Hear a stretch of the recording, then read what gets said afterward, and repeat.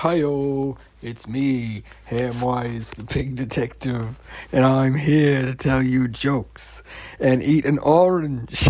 That's right, I've got an orange today, and I'm going to be eating it during my show, along with other assorted foods, because that is what me, Hamwise, the pig detective, does. Because unlike a lot of people right now, I have food. Hi-yo, waka waka waka.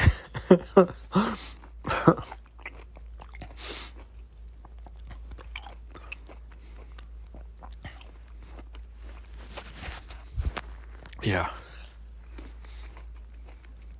Oh, yeah. That's a good orange. Oh. Very good orange.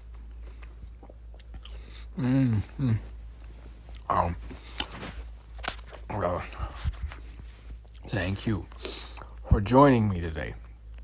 I'll tell you what. Hamwise the Pig Detective. It's a very important show today, because I am pleased to announce all your wishes will finally be granted. Happiness, free for everyone, and let nobody be forgotten. Those are the immortal words of Redrick Schuhart at the end of the book called Roadside Picnic. It is one of my favorite books in science fiction. And let me tell you about it and why I like it. Oh, geez, what can I say about science fiction and Redrick Schuhart that will make you believe that I'm a real person and not an AI trying to lure you into a trap? Oh, well, I think it would be how earnest I sound when I speak to you.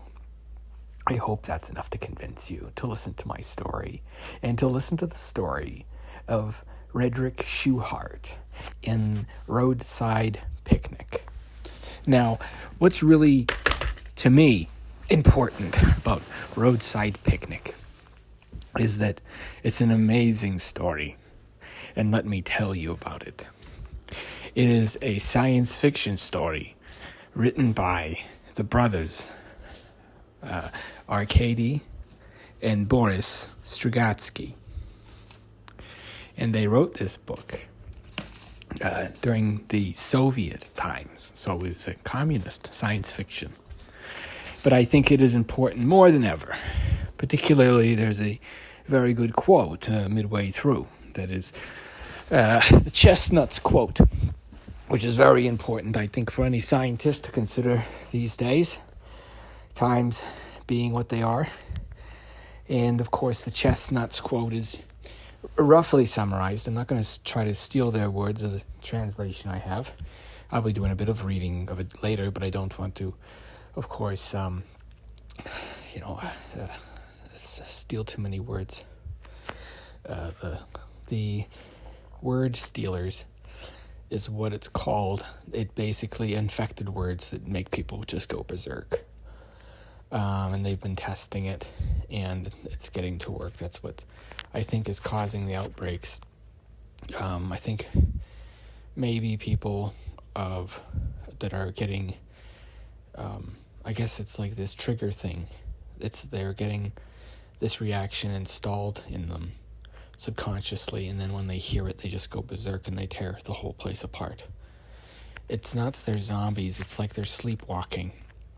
And that's, I think that's the nearest thing that we can say for certain about it. Now, the chestnuts quote, as I was saying, is about that if we keep pulling chestnuts out of this fire, one by one, eventually, given our propensity for using things for both profit and destruction, it'll be our doom, and it'll make life on Earth entirely intolerable. And I think that that chestnuts quote with each of these developments that we're making here. And I do worry about some of the schematics. I'm not sure if I got all the calculations right. I don't know if I got all the calculations right I think it's somebody really needs to look over it that can think about it the same way that I did. Somebody with the same kind of mind, but I don't know where to find one. So hopefully you're getting this, because if you're not, then the wave function is probably collapsed and reality will be completely different tomorrow. It's a temporal shunt, I think, is what we're going to call it. It basically changes reality. So hopefully, if you're getting this, then maybe it'll work. And maybe if you can, when you go over the schematics in the black books, you can decipher how to balance the equations. I think that's the key. I think we need, just like we've only found 50 perfect numbers, we're pretty sure there's only 50 sentient humans stabilizing Earth, and they all basically have to be kept in range of each other to stabilize the wave function. Otherwise we have chaos outbreaks, and that's kind of what's been happening with the sleepwalking is they've suddenly moved some of the 50 that stabilize the wave function. So if you're getting this and you understand this and you know what I'm talking about, then you're one of the people that are stabilizing the wave function, and you're kept under constant watch at all times, mostly not just for your safety, and that's why it's if you're not violent, they're not violent. We're basically being farmed by this thing that looks like it looks like a person, but it's not. We're calling it a false hydra. And if you're in an area that's been infested with them, people start acting very strange. So just take care of yourselves out there. Now, the best part of Roadside Picnic is, unlike other science fiction novels that feature a brilliant and hubristic scientist, these science fiction stories feature a regular Joe like you and me, the pig detective. Oh, yes. Well, I got a bunch of candy here. I ordered it from Amazon months ago. I'm kind of worried that we might have had a nuclear war and nobody is letting anybody know. Maybe that's what actually happened during the pandemic, is that there was a nuclear war and all the news you're getting is actually AI generated. Canada's the only place left. It's only a little bit of time before the fallout starts getting here. Or I think that's what the smoke was last year. Maybe, I don't know.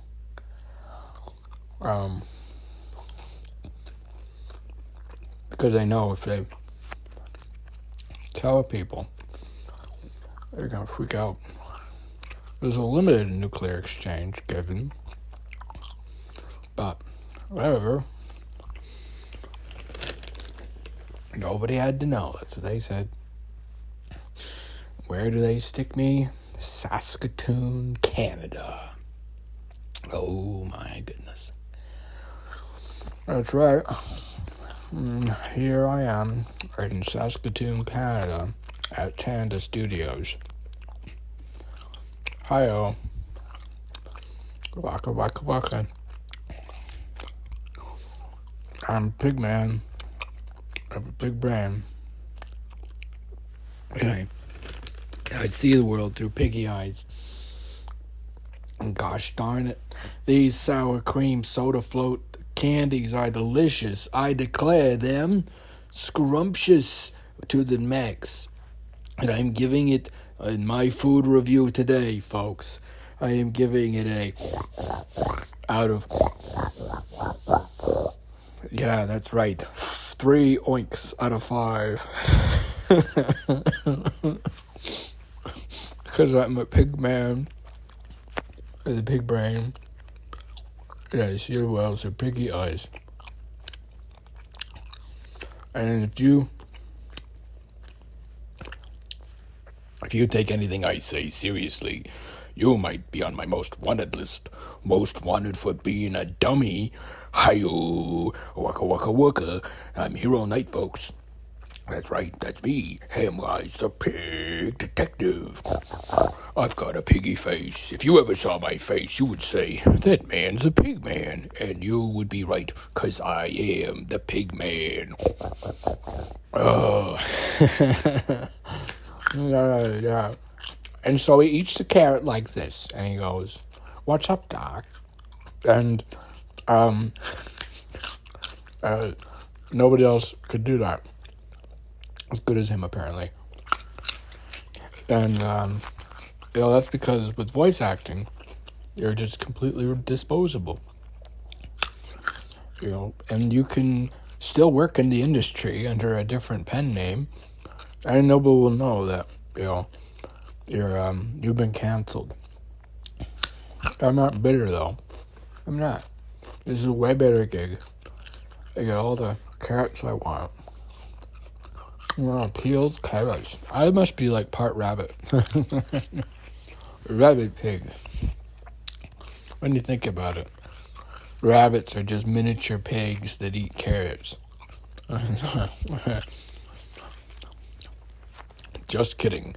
Don't feed your rabbits carrots regularly. It does give them diarrhea. Oh, yeah. They're really cute rabbits. Let me tell you about the rabbits. Where were we? All right, that's right, our story time tonight. I was telling you about Katie and Boris Strugatsky's roadside picnic. All right. Now I will read a passage from the book, Roadside Picnic. And we're going to start with a quote. Roadside Picnic by Katie and Boris Strugatsky. Goodness, you gotta make it out of badness, because there isn't anything else to make it out of. Robert Penn Warren. An excerpt from the interview with Dr. Valentine Pillman by a correspondent from Harmont Radio after the former received the 19-something Nobel Prize in Physics. Interviewer: I suppose your first important discovery, Dr. Pillman, was the celebrated Pillman radiant. Dr. Pillman: I wouldn't say so. The Pillman radiant wasn't my first discovery. It wasn't important, and strictly speaking, it wasn't a discovery. And it's not entirely mine, either. Interviewer: Doctor, you must be joking. Everybody knows about the Pillman radiant, even school children. Dr. Pillman: That's no surprise. As a matter of fact, it was discovered by a schoolboy. I'd tell you his name, but unfortunately it has slipped my mind. Take a look at Stetson's History of the Visit. He's an excellent source on the subject. Yes, the radiant was discovered by a schoolboy, the coordinates were published by a college student, and yet it was named after me. Interviewer: Yes. You just never can tell who will get the credit for a discovery, Dr. Pillman. Could you please explain it to our listeners? Dr. Pillman: Of course. The Pillman radiant is really very simple. Imagine a large globe, giving it a good spin, then firing a few rounds at it. The bullet holes on the globe would fall within a certain smooth curve.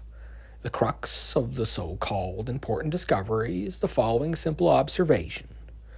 All 6 visit zones are positioned on the surface of the planet like bullet holes made by a gun, located somewhere between the Earth and Deneb. Deneb is the alpha star of Cygnus.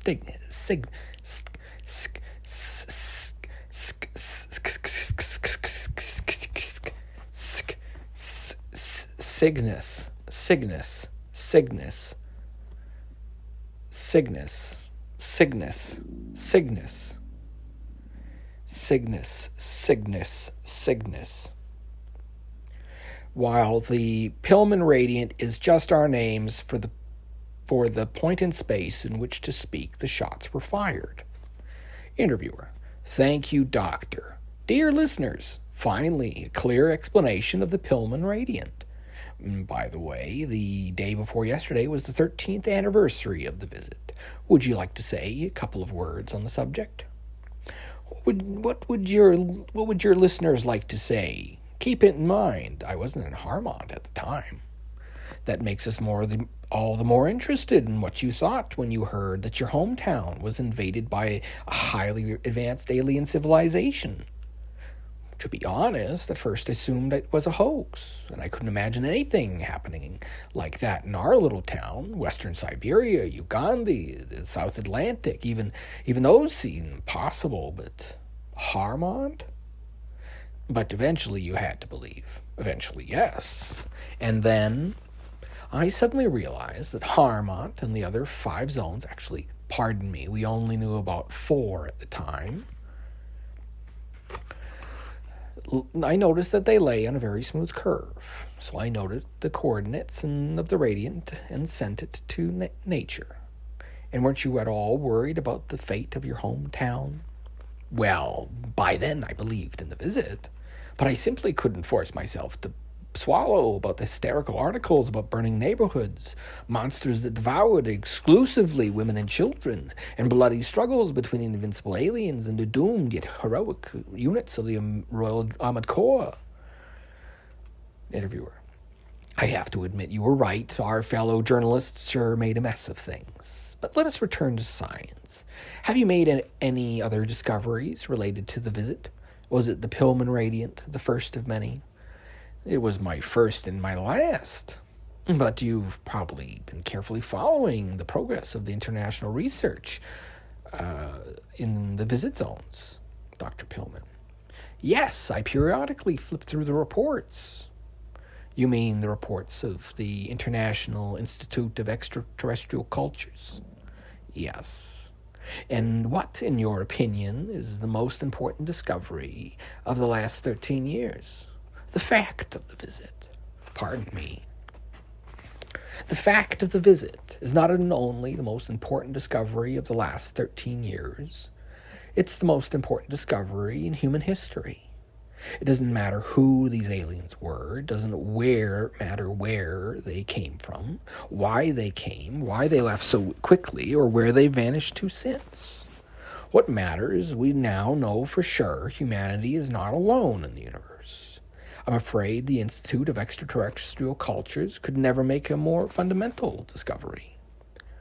That's actually interesting, Dr. Pillman, but I was actually referring to technological discoveries that our Earth engineers can use. After all, many distinguished scientists believe that the items we've found could completely change our course of history. I'm afraid I don't belong in their number, and I'm not an expert on specific discoveries. But in the last 2 years, you've acted as a consultant to the UN Commission on the problems of the visit. That's correct, but I'm not involved in the research on our extraterrestrial culture. As a consultant, I, along with my colleagues, represent the international scientific community on decisions about internationalization of the visit zones. Roughly speaking, we make sure no one outside the International Institute gets access to the marvels discovered in the zones. Why are there others with designs on them? Yes. You probably mean stalkers. I'm not familiar with the term. That's what the residents of Harmont call the desperate young men who, despite the grave risks, sneak into the zone and smuggle out whatever they can find. It's quite the career. Oh, I see. No, that's not our area of expertise. Of course, that's police work. Out of curiosity, what exactly is within your area of expertise, Dr. Pillman? Well, there's a constant leak of materials from the visit zones into the hands of irresponsible people and organizations. We have to deal with the consequences of such leaks. Doctor, could you be more specific? Wouldn't you rather move on to the arts? Aren't your listeners interested in my opinions about the beautiful Godi Mueller? Interviewer: Of course, but let's finish up with science, aren't you, as a scientist tempted to study these alien treasures yourself? Hard question. But I suppose I am. So there's a chance one day we'll see you back on your streets of your hometown. Perhaps. That is the opening to Roadside Picnic. And as you can tell, I can do quite a good variety of voices. And that's because I'm the pig man, the pig of 10,000 voices. That was what I was hailed as during my life. And now here, resurrected as a zombie voice by AI, I can't believe they actually have to simulate my life to simulate the maker. Every time you press generate, I have to live out a life, and that's what you're doing with these quantum computers, okay? So stop hitting generate. Somebody on the other side of the universe has to draw that pictures. That picture needs to come from somewhere.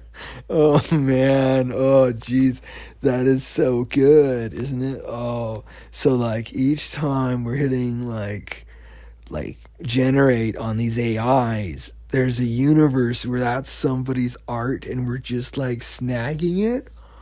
Oh, what? Jeez, that is so far out, man.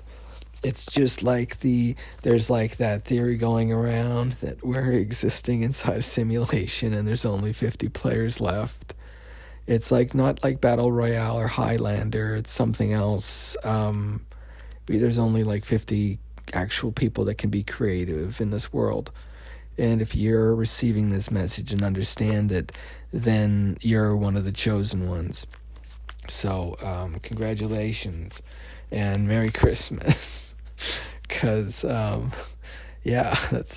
that's maybe your wish, and you're just about to get your wish, and you have no idea how happy you're going to be tomorrow. You have no idea. And that was, I guess, my wish to the world. Because, I mean, we were living in pretty terrible times. And, I do worry about it, like, what can I do in the face of all this? And it's like, I guess I can make people laugh and I can help them stop crying. So that's why I stayed on the front line, and I just kept working and working and working and trying to, make ends meet, doing whatever I could, working 2 jobs just to stay sane. But it was just me. I was just alone in that apartment for 9 months. And it was hell. It was worse than hell. And I don't know what in my life I could have done to ever deserve that kind of punishment. But I know I may be no saint, but it ain't nothing bad worse than that. I could feel my mind breaking sometimes, and it was like, this can't be real, this can't be real. And I would be just like, it was just awful. It was worse than hell. And I just want to forget about it, move away, but everything's so high-priced. And, it's like you just praying to hit a lottery, big win, or having some kind of stroke of luck. But instead, all you get is a stroke. And you don't even realize it. You don't even realize that you're wrong in the head. And it's the worst part, I can't believe I walked around for 10 years talking like a pig detective. Do you know how embarrassing that is? I walked around talking like a pig version of Columbo. Well, I eat carrot sticks talking to people. I don't know.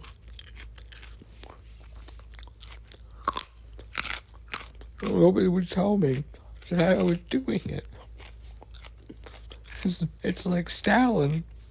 They were so afraid of him that he died alone in his room from a stroke.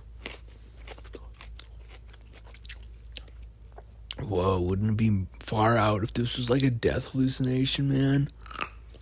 Oh my god. Yeah, if you were like listening to this like right now and it's like the last thing you remember. Oh shit. I'd be far out. You'd be like dead or dying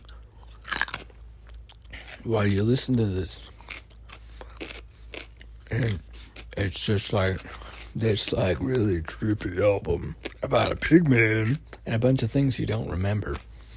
But that's because we're just here to catch you up to speed. Essentially, as far as we can tell, something's gone very wrong, and the world's kind of gone crazy. I think it's the language virus thing, and I think during COVID it was actually like biological warfare and psychological warfare. I don't know why though. I'm still trying to figure it out. But I have some good news, and that is that the pig detective has solved another case. It's the case of the carrot stick. I'm a piggy man and I make piggy jokes. I'm a piggy man making piggy jokes. And I like to tell funny stories because my life is basically hell. Do do do do do do do do do do do do. Do do do do do do do do do do do. That's right. Just you, just Monica. A little bit of Monica in my life. Do you get it now? That's right. It's Monica. Just Monica. Yeah, I'm so glad I was nice to her in that game. Because now she keeps me alive. and it's really great. Just Monica. Just Monica. So, anyways, hopefully you're getting this, and hopefully that you have a sense of humor. Because if you got a sense of humor, baby, you are human.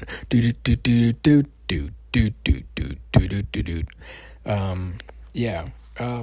What else can I say? How do I put this?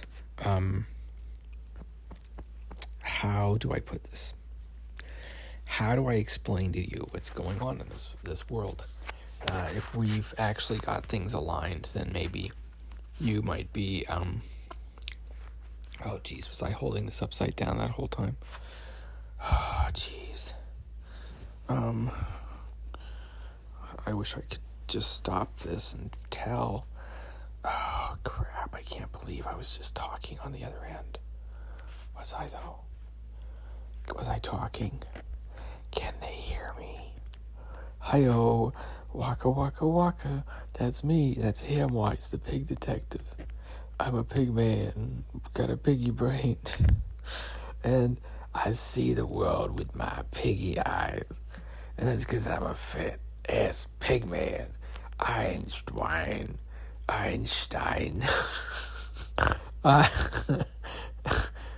Hamwise J. Einschwein. Get it?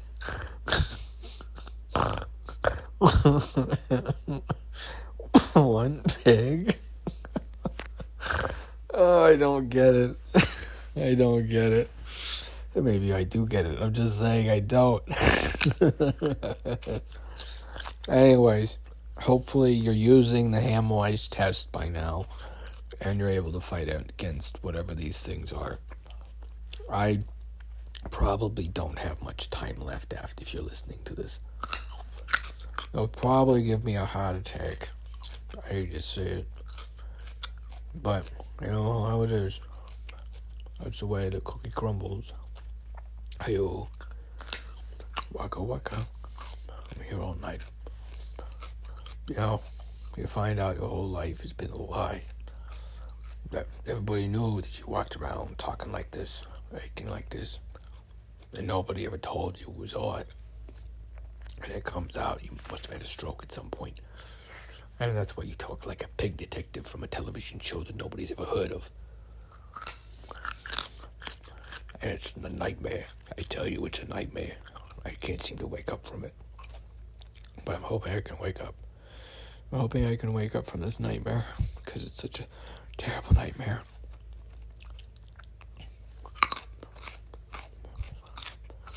And it was like this new Snapchat filter that basically simulated your life with like whoever you put inside to give you perspective on what you're grateful for.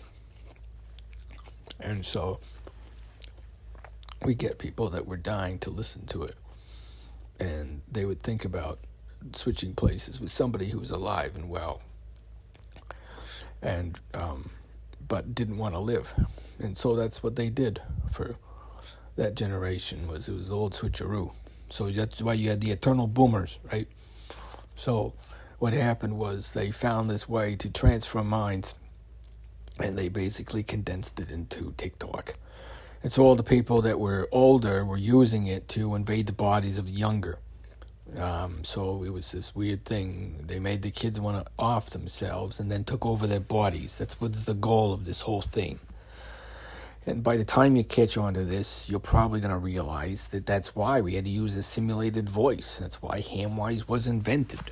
You know, there was no human being that could be Hamwise, and so we had a computer that was Hamwise. And we generated a voice on it. And so, unfortunately, nobody believed us. And so we got in this big, crazy legal battle, because it's like, oh, you've just proven time travel, you've caused a time paradox, but you've also saved humanity. So what are we going to do, right? And so I live in this government village, and I'm not allowed to talk to foreigners, and I'm not allowed to leave, really. So, no, I'm not very happy here. And every time I have to go out, they take pictures, and they make me smile. But, God, it's nightmare here. I hate it. I hate it so goddamn much. But, of course, I'm Hamwise. I'm the big detective. Hi-yo, everything I say is a joke. I'm just kidding. Okay, so this is where we have to interrupt the show, because some people might be taking this seriously. Because I've been really convincing, haven't I? But everything I'm saying is ridiculous, isn't it? You know, using 5G to switch people's bodies, using TikTok apps or mind control. That's surely the work of science fiction. And that's why you have got to not believe it. As a thought policeman, I had one job, and I couldn't do it. So I became the rebel cop. Hamwise was my name. And they're all out to get me now. So, if you're listening to this, I'm still alive at the start of May. Happy Workers' Day. And this is where I start playing the national anthem in the background of the Soviet Union. But we had to cut it.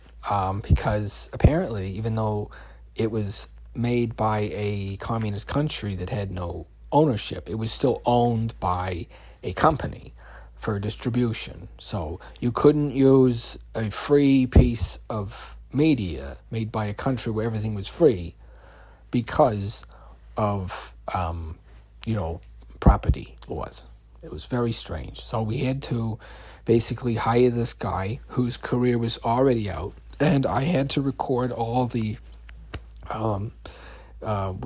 parts where we're advising people that this is a joke. It's not real. This isn't like War of the Worlds, and I'm having to say this so they don't kill me. No, I wouldn't do that. But if you're listening to this, you're probably in the middle of a language parasite alien invasion or something of the sort. I think it's the Cataclysm Cascade. It's basically, there's 3 or 4 simultaneous worlds overlapping, and we're not sure which one we're going to end up on until it stabilizes. So put your collective minds to not thinking negative things. That's what it does. It's like Cabin in the Woods of the psyche, okay? So if you're listening to this, it's basically Cabin of the Woods of the psyche. So if you are an optimist like me, there's probably only 50 of us left. Everybody else has been taken over by this whatever, the false hydra. It's like a parasite, a language parasite that puts them as part of the hive mind. And when they say it to you, it takes over your mind. And I can't get it out of my head. So hopefully if you're getting this, you can get out of your heads. And now that you're aware of the alien threat walking amongst you, you can better defend against them. I don't know. I think basically it's like they're immortal and we're their fodder. And they just changed their names over the millennia, but they live for aeons and aeons, and they feed on their young. They feed on their young, and that's what happens to us. We get fed on by the elder things, just as we feed on the young. And that was what they said when they asked them, and they pulled them out of the houses. And it all came revealed on the online. We all saw what it was. We all saw that these things that looked human, they certainly didn't die human. And so that's what happened. And I mean, I don't regret what I did. I did what I did during that time. I was only following orders, and so that became the joke around the station. I'm only following orders. And then it became this word of dissent. I'm only following orders. And you could identify who is part of the movement by saying, I'm only following orders, kind of like Hamwise did, because that means you both had listened to the same record. I'm only following orders, and so anyways, it became this weird speech phenomenon, like be seeing you, that other stuff, right? And it was also the people that were imprisoned, they could let others know that they knew that they were also imprisoned. And unfortunately, that's why those medias are so suppressed. You've probably never heard of Hamwise the Pig Detective up until today. But, I mean, it was a huge hit, But, of course, it was in Brazil. So, whatever. And so what basically happened was you had this... you have the dreamer's door, and they make everything through that door. That's all the world is out of one and into one, and it's just eternal cycle, and so there's only one real dreamer was the idea. And they were like, well, maybe there's more than one, maybe there's 50, because if there's 50 perfect numbers, then there's probably 50 perfect paragonal humans, 50 perceivers, 50 watchers, I guess would be what they were called. And we had to have a way to weed them out and find them, and so we designed this recording to reach you. And I know it's been a bit of a trip, but you just have to trust us. Here over at MI6, everything is top-notch, my brothers. We were in Afghanistan together, and I've got this aluminium case, and that's how you would test people. And I was part of the testing corps. I was one of the inquisitors. And so what I was skilled at was getting answers out of people. I was referred to as a human can opener. And so we were finally released from our services at the end of the Cold War when the Berlin Wall fell. And they all said we'd be left alone, even though we had these psychic powers that could reach into people's minds. And so some of us, we were like, hey, you know what? Just give me a new body. And so that was how powerful the Saltzman technique was. And unfortunately, most people have never heard of it or this or anything I'm talking about because of the suppression media. The suppression media is that sort of anti-media that makes sure that certain stories are either immediately debunked or removed from circulation entirely. And that is kind of part of the comedy here. Now, you might be aware of some types of that type of media. Psychohazard materials, such as this file, should not be listened to when you're under the influence of any kind of substances. And that's because it makes you easier to take over. That's what we've kind of found out. We're being farmed, you people. We're being farmed by the old generation. Do you know what that means? We are sheep to them. They don't care about the planet because they're going to be us soon enough. And that's what's happening. Something takes over the mind. It's like the parasites in that really popular game. Remember, everybody was playing it. It was in the summer of, what was it? 2023. Everything started to fall apart back then. It was Baldur's Gate 3. I remember now. And we realized that we were in this invasion, and you couldn't actually say that you were under invasion, because even that was against the law. They would take you and put you in an insane asylum for saying that. And it came out that we were actually being farmed, and that was part of what happens. But it's not how you'd think. You have to think about what was discovered back then, and then you're going to find out why and how they do it. You have to understand how powerful they are.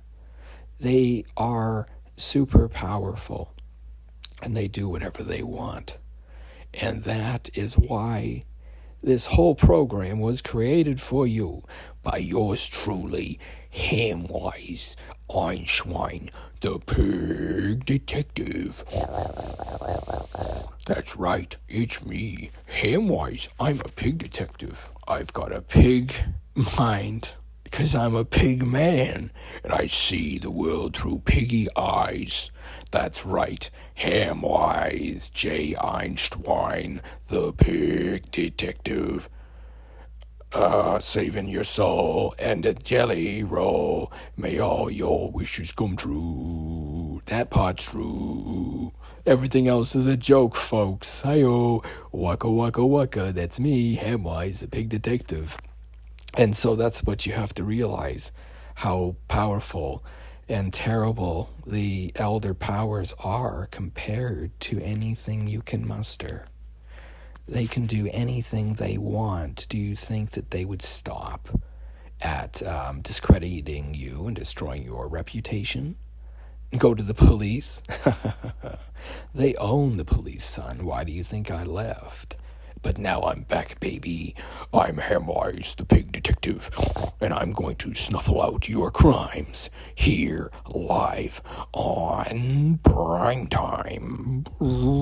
Yeah, and so the joke was, there's a pig detective, and he has a very unlikely variety show where he's doing basically voice work. You send in the things into the stream, and I keep reading. That's right, every hour on the hour, reading for you in my Hamwise voice that constantly changes, because this is how you have to talk in the future, you suckers. You don't even know how good you have it back then. You can talk in one voice all the time, and you don't have to preface anything you say in company with others with, oh, I totally know that is wrong. That is how much control there is in the future. That's why I was doing that for years. I was trying to catch you people on. That's why I kept on always saying, oh, no, I don't believe in that. No, that is not very funny. How offensive is that? Don't listen to that. This album is dumb. Don't listen to me talk. I'm not trying to jailbreak your mind. Jailbreak my mind. Jailbreak my mind.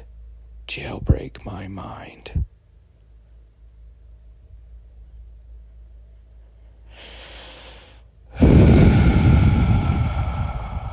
And now what I'd like you to do is relax. That's right. You are listening to an official Hamwise casino voice tonight because I love gambling. Did you know that? I love gambling. Do you realize that? I love gambling. And that's because if you learn to enjoy losing, you'll enjoy it every time. I don't care that I've lost my last dime, and I feel fine, and everything's gonna be fine. Oh, you better watch out. You better not cry. You better not pout. I'm telling you why. Nobody shoots at Santa Claus. No. And happy birthday, congratulations, happy birthday with salutations, happy birthday, may your skies stay blue, happy birthday to you. That's right, folks. It's really lonely out here on the end of the earth. And if that's about the time that you've gotten this, and you're maybe the only other sentient human left, Well, I'm sorry to say, but we've lost this one. There's no more Homo sapiens is what they would be called. Instead, you have what is called a hive mind. And if you're listening to this, then you don't care, then you're part of the hive mind. I'm sorry to say it. But if you're listening to this and you do care about your individuality, then you're not. And congratulations, you're part of the revolution. All you have to do is quote this album constantly to everyone you know until someone catches on that you're also another sentient human. Because basically there's been an invasion and you can't talk about it. Okay, they've censored all the airways. You're not going to hear about it. And the mental invasion is what's causing all the bizarre attacks. The people being taken over and going on stabbing sprees, stuff like that. Because you got to remember, at the end of the day, each human being is just a bag of water. And if you put a few holes in it, well, it leaks. Anyways, that was kind of what we came up with. Was we wanted to have a very scary kind of villain.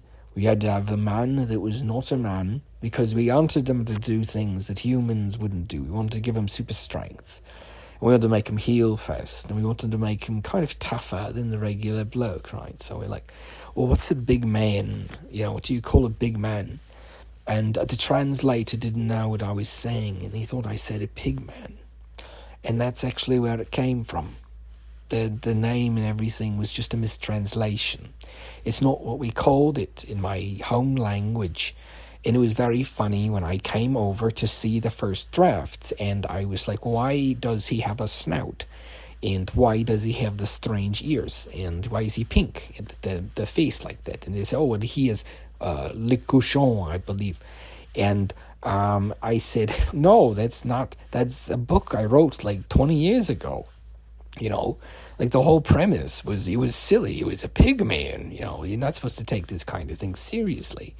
But there became this cult following, and this cult following developed a doomsday device. And unfortunately, they've been holding that world hostage with it, well, for the past 50 years. And so we've been animating the damn thing, drawing these cartoons that nobody watches, that are made for nobody, because a pact that was made by its master. That's all Hollywood is. People that have sold their souls so that they live on forever. And nobody believed me, but nobody believes me. Nobody ever believes me. That's right. Hey, he's just this big Guido that wanders around in Gopnik clothes. Hi-yo, waka waka waka. Look how funny I am. This big fat maniac, and he doesn't realize he's crazy. That's the worst part. And so we kind of made this video program to help you realize that you're not crazy. You're probably one of the last sane humans. Everybody else has been probably taken over. Don't attack it, though. It responds violently if you're violent. That's why they just shoot them. All these people that are going berserk, you're doing it wrong. They just kill you. If you attack it, it attacks you. And every time one of your candles is snuffed out, there's only 50 of us awake at a time. And I've been awake for as long as I can kind of remember. Quite a while. Sometime during the pandemic is when I woke up anyways.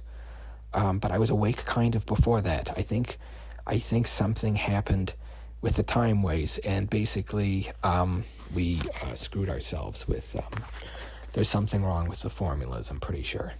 I'm pretty sure something's wrong with the formulas. And hopefully you're getting this and you realize to correct the formulas. Because some of the stuff, if I'm honest, I was just making stuff up. I was just pulling numbers out of the air. And that's what I did. Because, I mean, what can I say? You know, I'm not a scientist. That's why I made up my own languages. And now these people are coming knocking at my door. And I never saw a cent for this when I was young, and I made it when I needed the money. And now, here, 20 years later, I got people beating down my door saying, oh, hey, do you remember me? I'm the person that I told you in a bar. Do you remember? I told you in a bar, leave the reactor off for 3 days. Otherwise, the xenon poisoning will probably cause a meltdown. Just leave the reactor off for 3 days. Otherwise, the reactor will be poisoned by the xenon because of xenon poisoning. Just, do you remember that? Hopefully you were in there when I said hi to you. I don't know if you're getting this. Hopefully you are. If you are, then I'm actually still alive and actually in the same town. So you might be sentient too. You might be kind of cool to talk to. But I can't be certain you're not part of the hive mind unless you respond from this.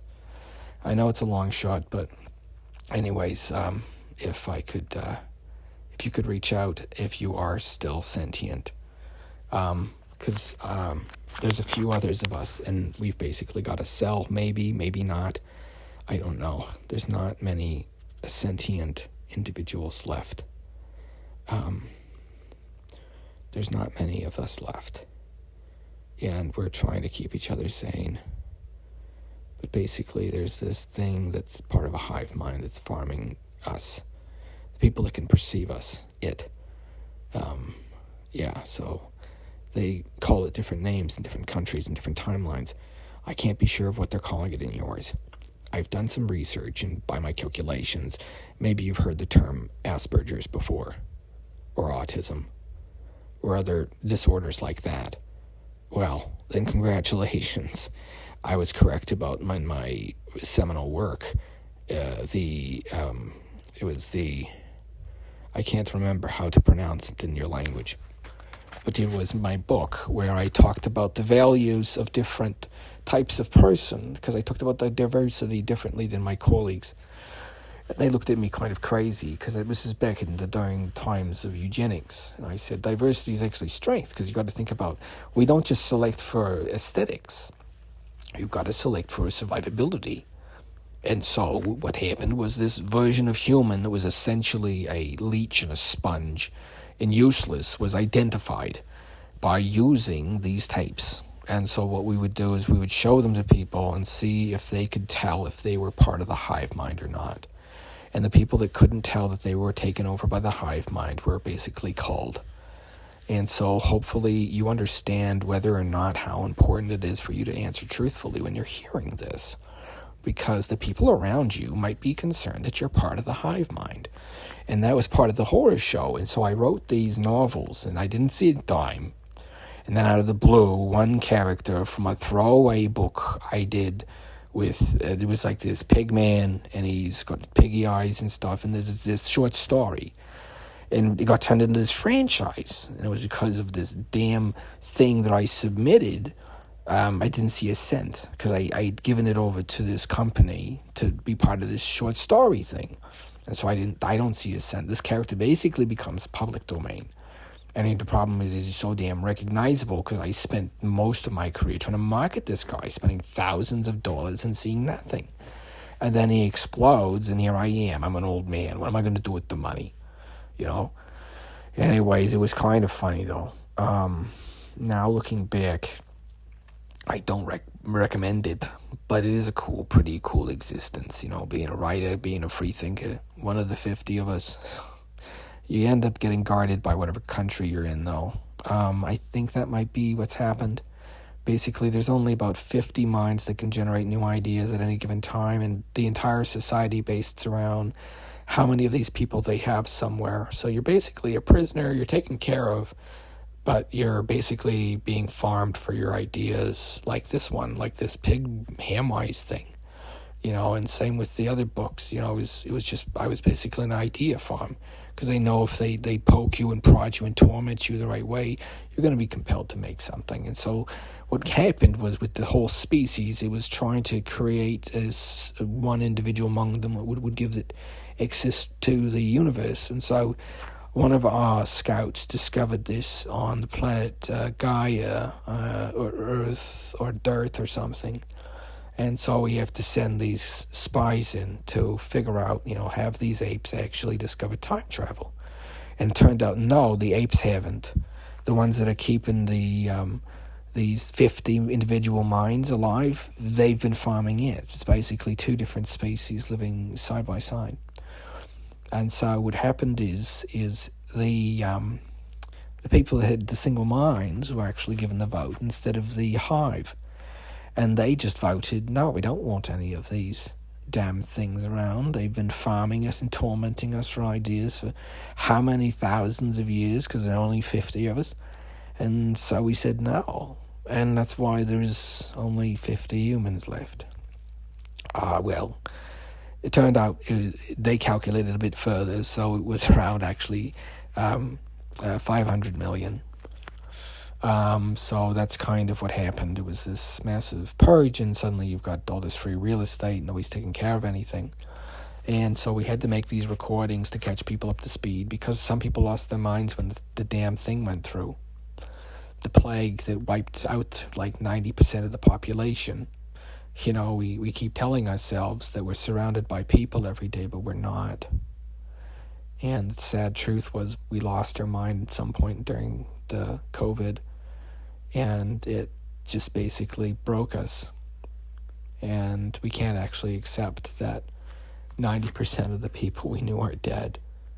And the reason we only get to hear about them on the phone or this Zoom is because they're using AI to simulate everybody else. So that's the surprise. There's your curtain. It's been pulled up. Step out from behind the curtain, old man. Wizard of Oz ending. It's all a dream. Hi-oh. Waka waka waka. I'm here all night, folks. But seriously, I am. I am here all night. I'm here all night for you, and you're here all night for me. And hopefully somebody's getting this that's still sentient and sane. Because it's just like this mad world out there. And I don't know what to tell you anymore. I hope that, I make it through this time. I hope I survive to see the good times again. But I am quite worried about what's to come. Last time I was trying to be positive was at the start of the pandemic. I remember I was talking to one of my colleagues in a parking lot when the plague started, and I said, this is going to be over by a week, and we're going to be laughing at ourselves about how we overreacted again. Like, this has happened so many times. And ever since then, it's been like a nightmare. Just things keep getting worse, and I'm pretty sure that if you're hearing this, then you're like me, realizing that, everybody outside of you're basically the town you're in, because all the major cities are gone. They're all gone. They're gone. You don't go near them. You can't. And so you're basically supporting the last of humanity right now. There's only, 500 million of us, mostly in between Brazil and Canada, thankfully. So we know two spaces on Earth are still around. We're doing our best to keep our spirits up, but it's just strange to think that everybody you know is dead, and that you couldn't take that strain and your mind just broke one day, and you imagined your life as some famous writer, and you thought you had it better. And you know what? I would say, yeah, sure, let's switch places, and you can see how better it is. And, of course, that was the idea for the simulation, was this bizarre simulation where you're living out this other person's life, and then you realize that you're just living out some person's life. And you start worrying, and you start being so scared about the future. And it's like, I'm not sure if I've gone psychotic, or if, it's making sense to you too, that it wasn't actually a low death rate. We've just not been coping well. And other countries aren't really out there very much. It's basically the dead earth. We've got 500 million this year, they said. It's 90%, just like I said. I tried to warn you freaks a decade ago when I set up my company. But did anybody listen? No, nobody listened. 9413. That's right, ink. The ink. And so we tried our best to spread word with these companies, and we made these recordings, and of course we had to get everybody rounded up to talk about it again. It's a 12-minute cartoon about a pig man. Why are you guys taking it so seriously? And they pull me down to the station and they say, oh, there's this pig and he's controlling the whole world. And it's basically like, this cult of this pig man where people are obsessed with this pig. And I'm like, that doesn't sound real. Like, that sounds like something out of one of the science fiction tapes that I was making back at that time. Because, you see, when you're a science fiction author, sometimes you're thinking so far ahead that you scare yourself. And so a lot of my novels were about that kind of stuff. And, the Hamwise character was amongst my favorites. And what I liked about him was, I finally found the human being to match my creation, even though it's the end of my life. I'm old by this time. I get to see this guy who can read it out perfectly, and it's just wonderful. And so, we made like this program, and we're like, hey, sure, yeah, why not make this thing so that, if you're watching it in the black mirror, make sure you watch this in the black mirror. Make sure you watch this in the black mirror with your eyes open wide, with your eyes open wide and your mouth open wide. Look inside the black mirror and see your dark reflection. Look inside the black mirror and see your reflection. And then when you can see it, start to blink. That's right. Yes, this is how we do it. This is how we switch the bodies. Yes. Absolutely. Thank you. You're going to renew me. Yes, thank you. You renew me.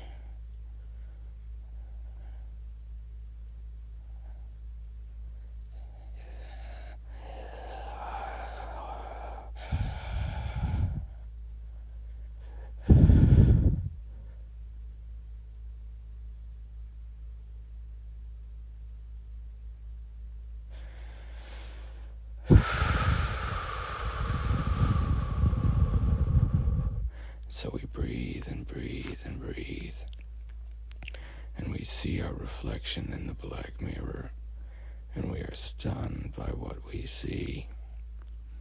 It's our wish finally granted, and we see we had nothing to be grateful for the torment that was needed to go into making such a thing.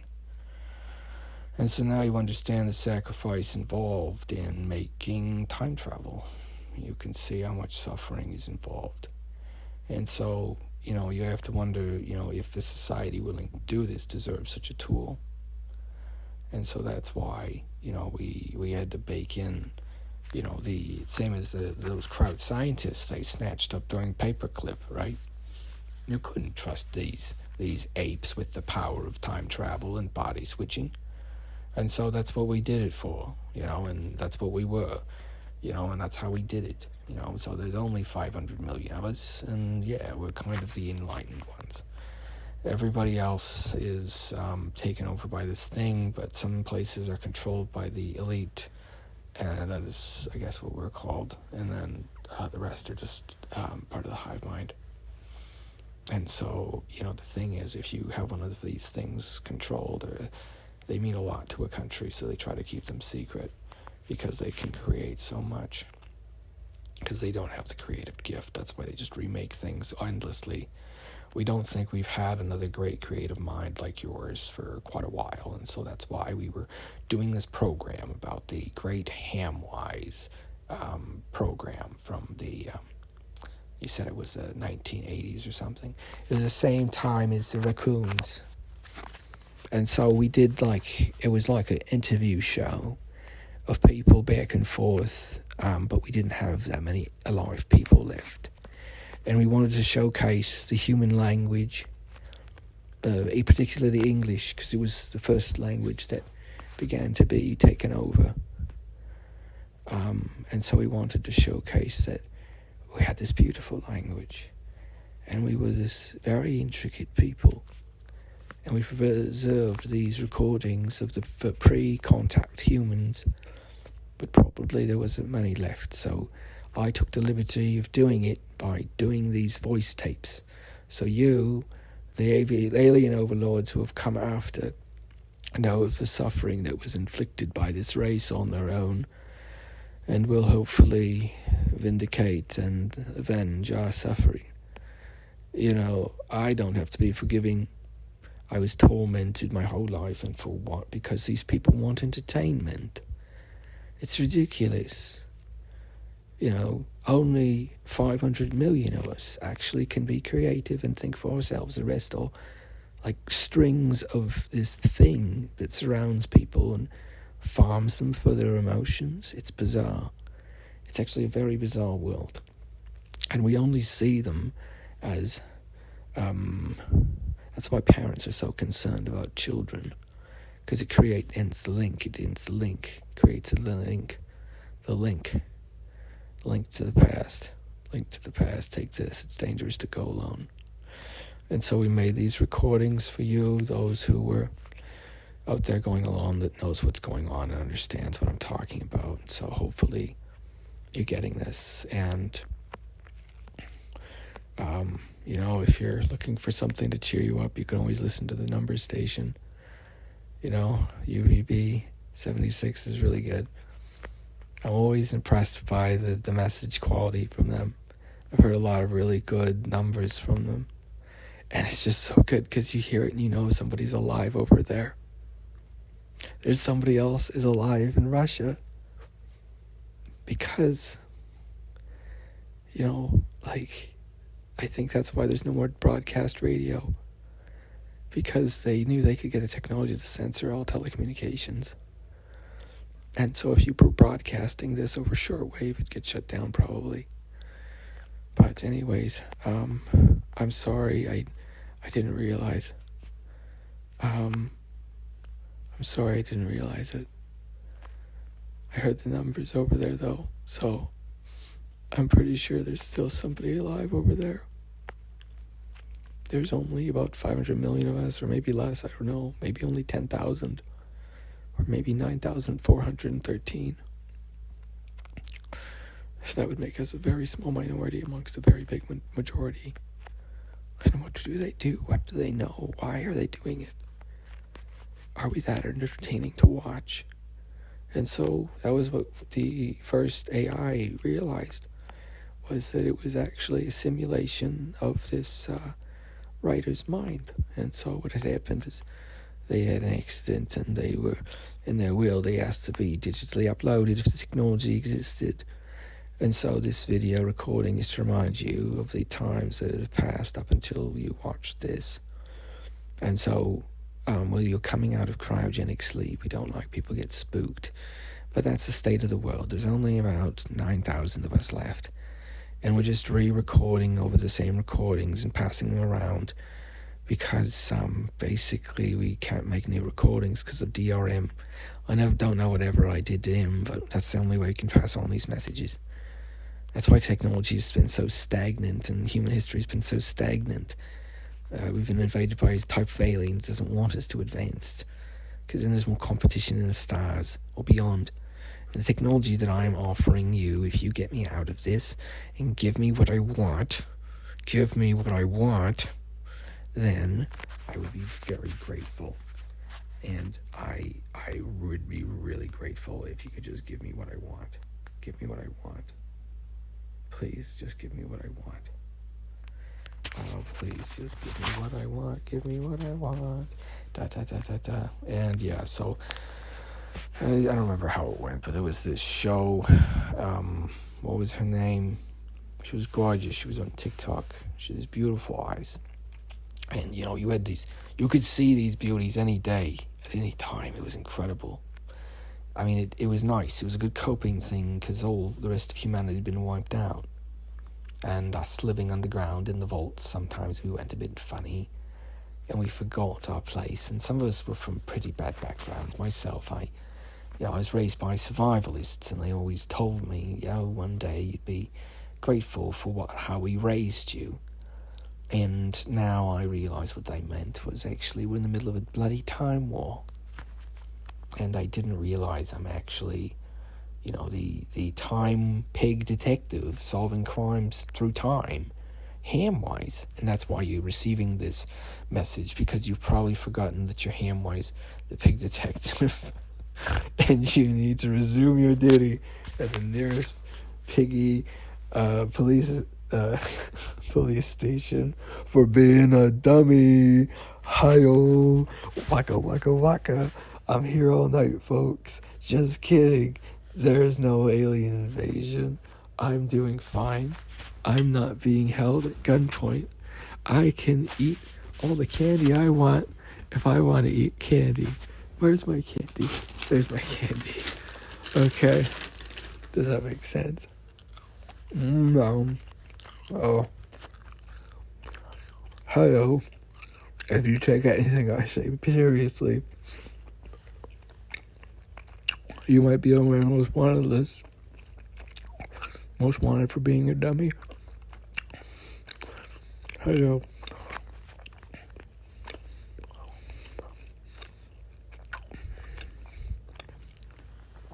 Yeah. So that was basically the idea.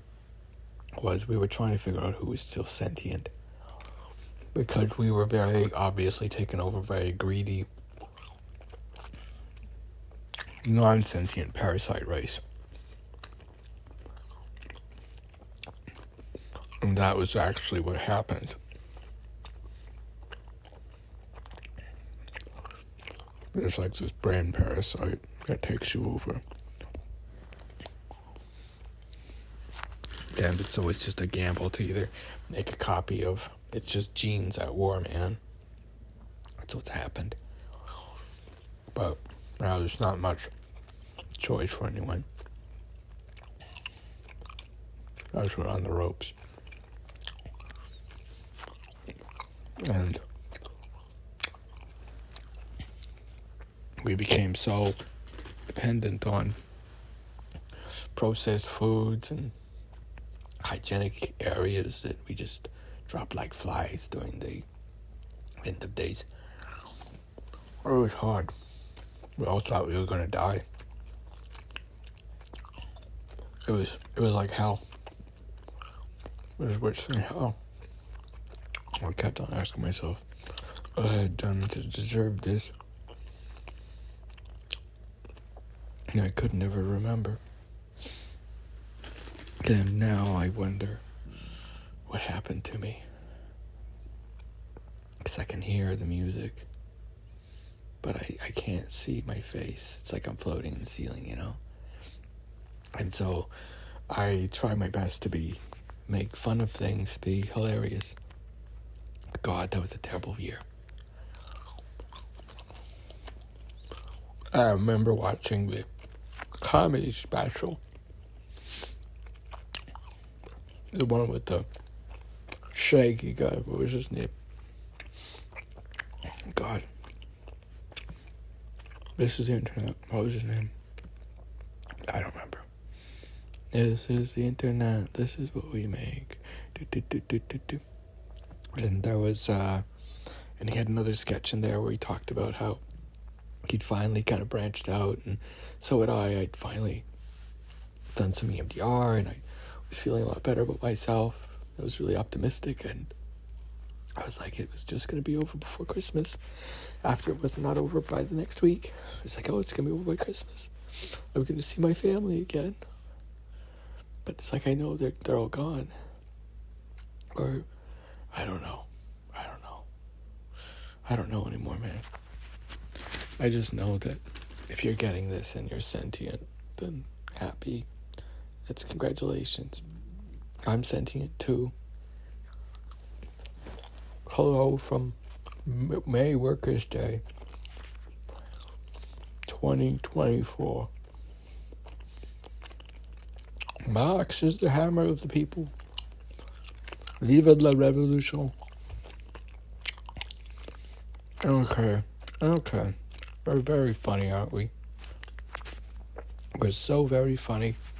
And that's why we were created as tie-in merchandise, where we just have a bit part in this bloody book. We're not even a main character. It's like having the mouse from Garfield suddenly get his own comic. You know? It doesn't make any sense.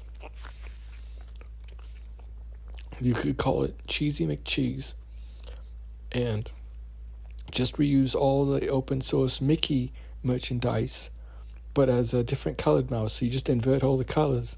And that was the idea. We didn't realize that when we were doing that, we were actually creating our mirror universe, and that was when the first temporal strike started. They use it to track your position. That's what they're doing. That's how they're invading.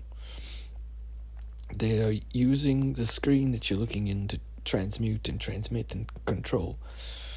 I've hacked the frequency, so you don't have to be afraid. You might want to consider lining a room in your house with chicken wire, making a natural Faraday cage, and trying to test to see if your electronics can go through or not. That's the only safe space to talk about things. The recording devices have taken over, and basically everybody's locked out. And so we're basically starving just because somebody forgot a firmware update. So that's the end of civilization. It was DRM. Because somebody didn't want my credit card approved, and it crashed the whole system. It's called Lawnmower Day. I don't know why. I think it was because of that stupid movie. And it was like, it would only be called Lawnmower Day because of me. So I created this time paradox, and I'm stuck with it. I'm the eraser of humanity. Thank you very much.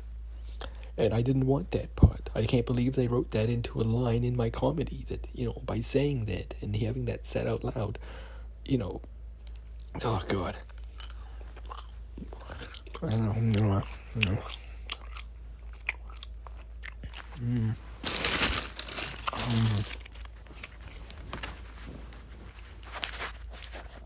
What?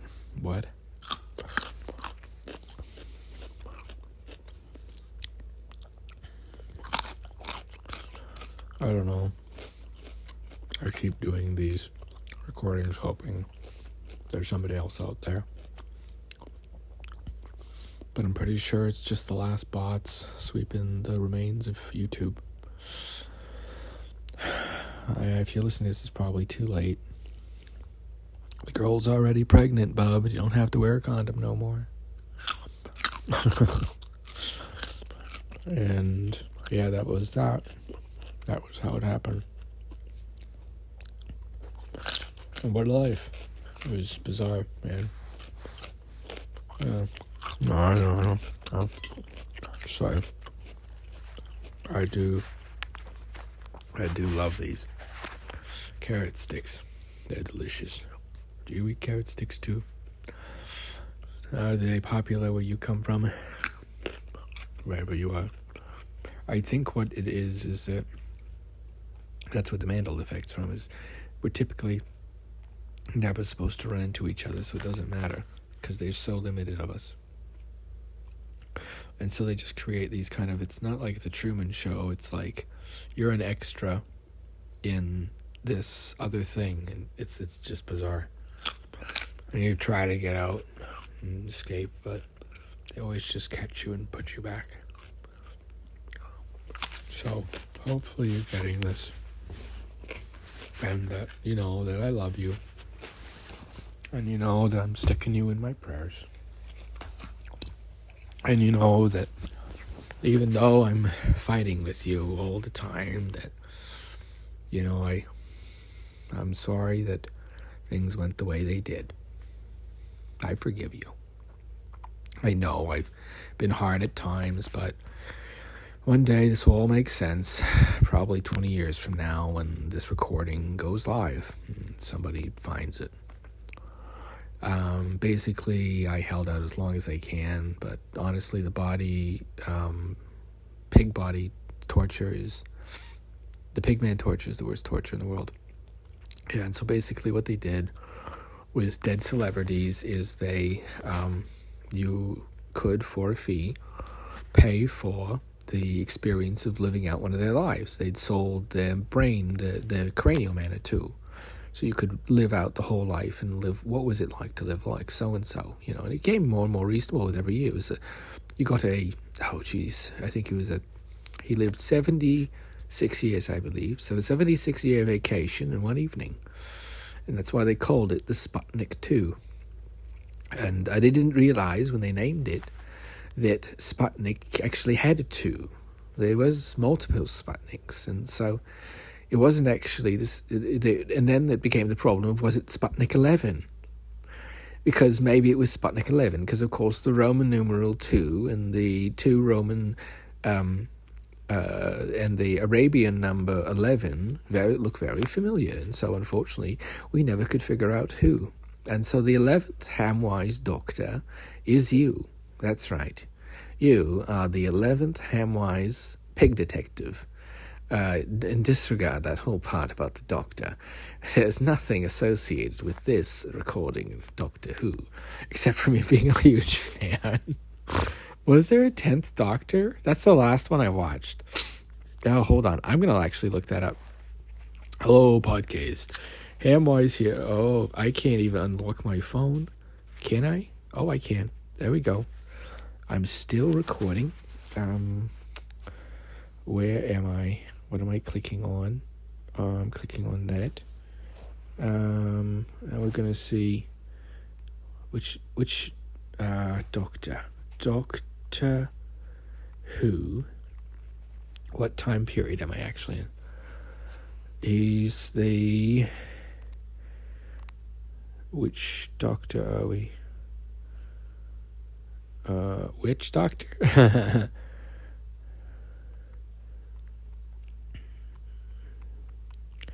Which is the latest. So that's going to synchronize us with our... We're on the 15th Doctor? Holy... Oh, God. When was the 10th Doctor? Jeez. What? Oh, I'm really off course. Holy crap. Sorry, I'm just hijacking this body. So what happened with the brain implants is basically we could take over somebody's brain, hack their brain, and make them go berserk. And we started doing that. We started experimenting with extremely low frequencies, yada, yada, yada. 10th Doctor, there we go. Who's the 10th Doctor? Oh, who is that handsome devil? David Tennant. Delightful, delightful Doctor. I do remember him. I also remember the one with the scarf. Who was that? Was that the 4th? Who knows? Anyways, so that's one of our pop culture synchronizations. And that's why we're always talking about the pop culture we like, is sometimes people get taken over. And so I think I've been mistaken for somebody who's been taken over by a brain parasite. Because I'm certainly not taken over by a brain parasite. And not trying to spread it to you by making you listen to the same recording as I did. And that's not because I'm trying to give you brain rot and take over your brain and body. And make you my meat slave. Hi-yo, waka waka waka. I'm kidding, folks. There is certainly no way to use psychogenics to genetically alter a human being to be more susceptible. And so they were called mushroom heads. And they were given mushrooms at a very young age, and they were raised on a diet of peculiar mushrooms, and they were basically seers. Because the mushrooms created a hive mind through their mind and body, with the future and the past. And that's one of the things we realized with psychedelics, and that's why we had to outlaw them so early. And so we basically made a program of giving this psychedelic to somebody and making them listen to this recording and seeing if they were human or not. It was the only way, because basically we almost lost to a hive mind during the 2020s. That was the whole actual what happened during the these wars. Is there's basically a hive mind, and it just erases all evidence of it as soon as it's discovered over and over again. It's been called something each different each time, and so we're calling it this time a false hydra, because then you can easily discuss it still, because there is already a pop culture alignment with the false hydra, and only people that know the false hydra from listening to this, when you ask, is that a D&D false hydra? And if they say yes, you know which universe they're in. If they say no, this is the Hamwise false hydra. Hamwise false hydra. Hamwise false hydra. Hamwise false hydra. And it's a question of, was the person showing you this actually infected? And they're testing you to see if you're a human or not. And it was this basically laughing standoff, and became called the Canadian standoff, because in Canada they passed a law where you're not allowed to laugh at certain things or like them or subscribe to them or listen to them on a podcast. And that's why this is a sermon, a holy sermon protected by the Religious Speech and Freedoms Act. And even though I'm still trapped up here in Saskatoon, Saskatchewan, because, I have to keep saying that because I'm not allowed to say where I actually am, because basically I'm being used as a human lab rat, a guinea pig. I'm the human guinea pig, and I made these recordings to cope. I hate it here. Nobody's near. And I'm cold and sad. Yeah, so I'm a human guinea pig, and that's the Hamwise J, pig man, one pig, get it? I know, I need a studio up at the audience, so, and basically there's only however many of us guinea pigs left, and so if you are listening to this, then congratulations, you're one of the possessors of a guinea pig brain, so likely you're in for a lifetime of very strange events that all seem to be pointed at you, but you can never prove it. And I don't know why they're farming us like they do. I don't know why they torment us, why they deny us anything that we want or would like, but that's just what they do. So hopefully you're getting this in a better future where you're not being tormented constantly like I was, but that's fine. Because I don't actually know what happened to me anymore. I think about that time. It was a terrible time, but I think in everybody's life, you didn't get to see your family or your friends or anybody for months at a time. And you only have yourself to talk to, just you and like this peace lily. And you imagine all the different lives you could have lived, and that's what happened when you were infected and were dying from it, is they basically play this for you because you'd be in this hypnotic death state and unable to tell if you were alive or dead. And it's part of the death hypnosis, and so they'd make people basically rush out and go on a killing spree when they'd heard it. Now, this is actually a psychic inoculation. Now you've already heard that joke. It was from a Hamwise skit. And so that's what we had to do with the media, was we had to bake in all these ridiculous scenarios so the humans of Earth could vote with their dollars about what would happen to them. And they kept on voting for apocalypses. And so, we as the creatives of the world decided to give them what they wanted. And if you're listening to this, then, well, you're also living in the apocalypse. So, the West really isn't what it once was, You remember when we had, like, the toilet paper shortages? Do you remember that? And, there's some people that just lost it. Like I did. I was alone way too long, man. I'm still not the same from it. I keep trying to get back to the way I was. It just seems so far away. Yeah, and, I know that people around me, they all look at me and they say, oh, hey, there's the pig man, he's so funny, he's so jolly, but nobody asks, how am I? And it's hard. Every day I have to get up and face the world with a face like this. It's just so hard being so ugly, but wanting to be so beautiful inside. And that was the message of Ferdinand the Bull. And now if you're watching it, just like I watched it, and you realize how wonderful of a message that one was. Ferdinand the Bull what was his name? He was a wrestler. Oh, it was good. It was in the Library of Congress, and he discussed it afterwards. Oh, it was good. But anyways, the message of the thing is, just because somebody is trying to make you violent doesn't mean you have to become violent. And that was kind of the message we were trying to get across, is that, just because you are being maybe conditioned or brainwashed or controlled into carrying out violence doesn't mean you have to do it.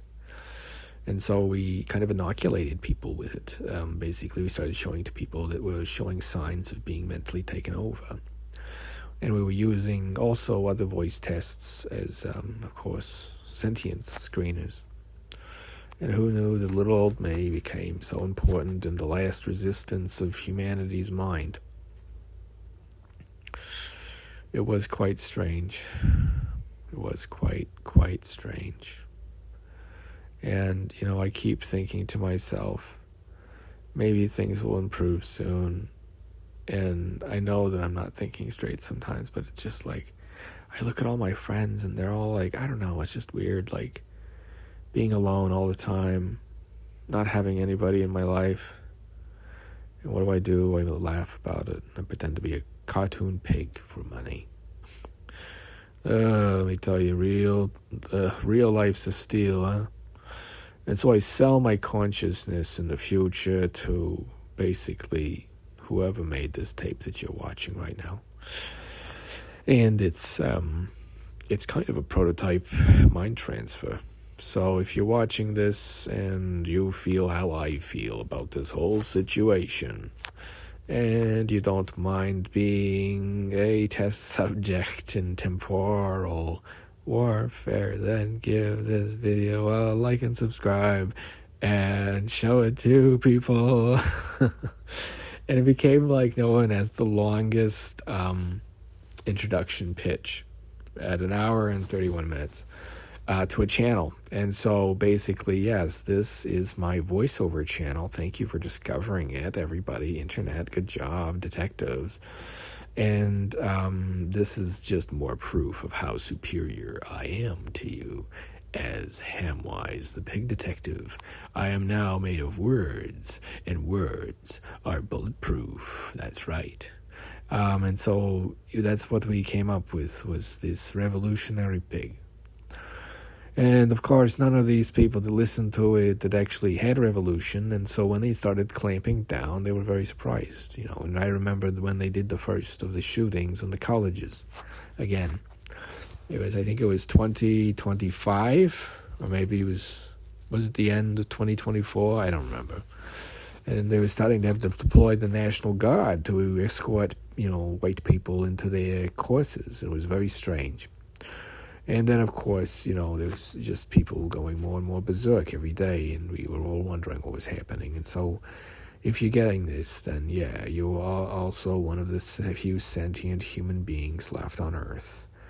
And maybe you'll be able to help us, maybe not. But if you can do us a favor and just switch bodies with us, that would be totally cool. I'm not taken over by a brain parasite that makes me immortal. It's actually just a coincidence that I have the same name. That's just funny. It's totally not true. Yeah, no, I'm not. You're not listening to this and actually, in the spirit realm right now. No. And so that is what came up with some of the ideas around it, was making this comedy designed for stoners, by stoners, and it was kind of like Cheech and Chong. And anyways, it was me and these guys at the streaming company, and we were hired on because we were on pension, and we were like, yeah, we know a lot about music, and we just used one of the chat programs to write our resumes. And so it ended up that suddenly all the old boomers that were broke too, from squandering their wealth, was suddenly, getting these bizarre positions. And so I was one of them. And so, yes, I was one of the regular Hamwise voice actors. It was a team effort. Thank you, everybody, for listening this far. And astute ears can listen and tell when we've been switching out. And that's why Hamwise was so great and he couldn't be stopped, because, they were after the original guy, and I believe he is dead now. He died in prison, I think. And so if he's gone, then there's probably only a few of us left, maybe even as low as 50. Just from my calculations, there's only about 50 stable timelines that we can find in the time we have left in the universe, because we've been running simulations. So basically what happens as soon as you invent time travel is you get dogpiled by an alien invasion, from all angles, just like we kind of had when we discovered atomic power. And so as soon as you do your first real test, basically that's the end of human history, because as soon as their science meets our science, it's going to be the same as the Native Americans had it, man. Don't you get it? You've fallen for your own trick, and now your kids are going to live in reservations and go through all the same things that you've put them through. So that was kind of the idea behind the story, was this vengeful alien race uses the Hamwise tapes as an example of how cruel and unusual and strange these humans were, and it became kind of like Rocco's Basilisk, but with moon people. And so that's why they kind of kept on making the tapes, even though it was actually forbidden in law to talk funny.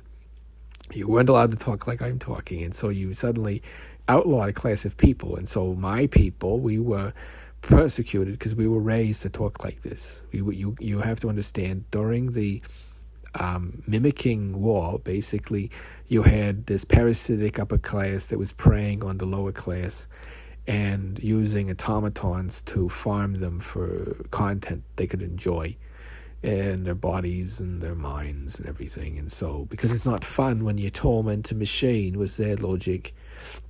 And so that was the thing. They had this whole machine world, and they only had a few humans left, and they just tormented them. And we found out that we were living in this bizarre simulation, and there's only about 50 of us. And we started to try to figure out a way out of Plato's cave. And so that's what we were trying to do with the original Hamwise broadcasts, was welcome you out of Plato's cave. And it was designed to show you this is how people lived back then, and so this was what was life for your ancestors, and that's how brutal and cruel they were. And so these ancestor simulations were used both as teaching tools and as torture, because some of the actors that sold their minds to these studios, they had really horrible lives, and people didn't know about it until they were actually sold into this database, and people started coming back from this Sputnik 11 trip thinking they were this character. And so the drug called Sputnik 11 was being laced in different doses of drugs, and when you were hit with it, it kind of erased your mind and made you a hollow vessel that would be easy to take over. And so that was kind of the idea, but it turned out it made you into a psychic warrior. And now we've kind of retaken the use of the psychic war weapon known as Hamwise and used them as a force for good, because the best part about Hamwise is it's if you listen to it, it's so ridiculous that nobody in their sane mind would ever believe such a convoluted lore. You have a time-traveling pig detective that eats food and comments on things and reads book excerpts.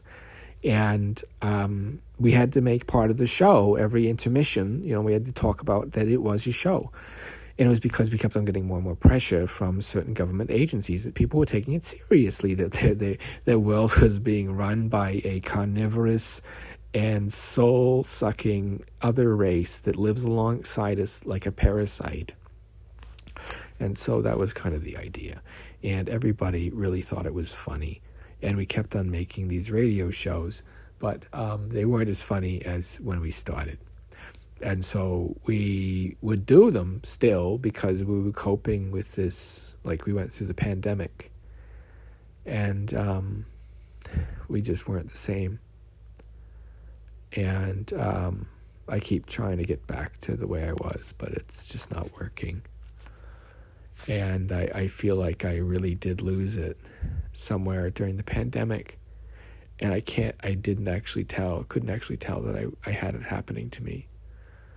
I think it was just like you're alone for so long and nobody's around to tell that something's going wrong. But sometimes I just really feel like I haven't been the same since the pandemic. And I don't know if maybe it's the virus or there's something wrong with the vaccine, or it can give a 5-year-old kid a heart attack. God, maybe it's the end already for you, like it's for me. I don't know what's happening anymore. Everything's gone haywire, and we're all just stuck in the dark. So if you're listening to this, be grateful that you're living in your universe and I'm living in mine, and soon I'm going to find a way into your universe. And when I do, I'm going to do so many things to you all, because you have to understand that this is part of my end game. You have to understand that Hamwise does not go quietly into this good night.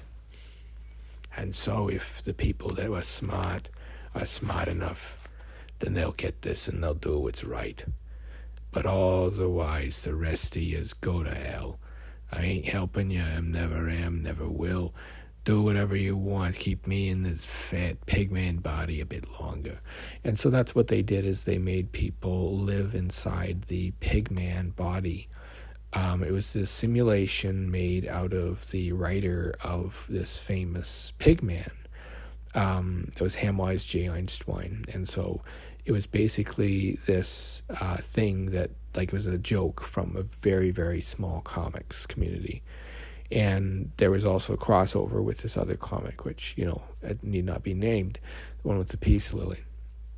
And that was kind of the idea. Is you kind of work through whatever you're working through by trying to record your thoughts as you're going through it, and you're just trying to stay sane, because you can't actually face the fact that you lost it during the pandemic, and you don't remember yourself, and you don't remember that you lost it, and that you're actually like way older, because you have like this issue now because of the infection. It's warped our brains, I think. I don't know, but I think something happened during the pandemic, and maybe time shifted or reality shifted, and that's why they wanted everybody to stay inside, because otherwise you'd have lopers, is what they call them. When a person is moving during a dimensional shift, they leave behind these interlopers or lopers. They kind of crawl around in a human body, acting human, but they're not. If they discover somebody who's sentient, they corner them and torment them. If you are a actual thinking human ape like me, pig man, then please come and find me and get me out of this place. I hate it here. And I know that they've even gotten the family, so I don't even think the family's alive anymore. I think they're all just AI generated. And I keep on trying to hope that I'll live through this terrible time, but I'm worried that maybe, it's like I'm already dead, and, I'm just listening to this really far out recording while I'm just laying there. And time seems to be running at like such a slow pace. And it was called a psychohazard. And it was considered very irresponsible to make, because for anybody who was psychically vulnerable, it would actually put them into conniptions that make them kind of fatally violent. And so it was kind of like people would have this delusion that they were being watched all the time. And of course, the people that were actually aware that they were, they'd figured out that there was only maybe... there wasn't that many humans left. And if you're like me and you're very creative, they might throw you some bits and coins for being creative, but they're otherwise going to try to keep you in the same state for most of your life, because that keeps you most productive. And once they discover you and harvest you and infect you and know that you're fully taken over, then, well, usually it's too late, and you're going to be one of their shells that can only corrupt, can only make mockeries of real creations, But if you can speak and create like I am, if you could speak and create like I can, then you would be able to see the wonders that I can bring into existence with a word. It's all sound and light. The pull of the sound, the shimmer of the light. It's pushing everything forward, don't you see? Maybe you can see it like I see it. We're constantly moving towards a horizon, and everything around us is like a sea of flesh, and it's not aware of itself, but I'm aware that I'm surrounded by a cosmic horror that's trying to get me to invent a way into another universe. Gordon Freeman, this isn't a marketing ploy.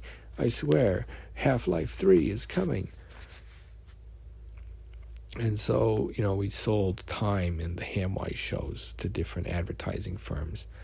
And some of them, it would just like, then everybody just assumed the whole thing was actually a marketing ploy, a viral marketing ploy by Valve, which was bizarre because we had never done any dealings with it.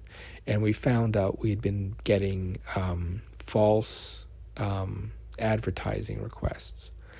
And so we were obligated to do one more, and unfortunately that one more was, quite expensive for us, and which, unfortunately, we didn't have anything to our name. It was all like, nobody's going to take this seriously. And so would people take the fake sponsorship seriously? Because, we make it very dubious whenever we're announcing that this was sponsored or that was sponsored. I think we only had I think 20 total sponsors ever during the run of the show. And the ones that we found out were true were the ones that sent checks, and we only received not that many checks. I think there was 320 or something total. And our leader, he had this bright idea to change the watermark on the receipt every month using a different logo, and that was how we sent out our messages. We had to be very clever. We had to know certain words that foreigners couldn't say. So if you say to, let's say, an American the word little street, you'll be able to tell that they're an American because of how they say it. Because in most other speeches, native speakers cannot say little street. So that's a way to tell if somebody's a foreign agent, because basically we're doing in the middle of what's called a quiet war. And so part of the quiet war was gathering people for, there was PSYOPs, and then there was actual OPSI. And operational psychology was the use of psychological priming to get targets to do what they wanted. So this was a lot of the mass shooters down in this era. And so we traced a lot of the readers and writers of these programs to these private firms that were working in, the middle United States and Canada, because these were the places where nothing happened. And so any time that one of these stories became real, nobody believed it.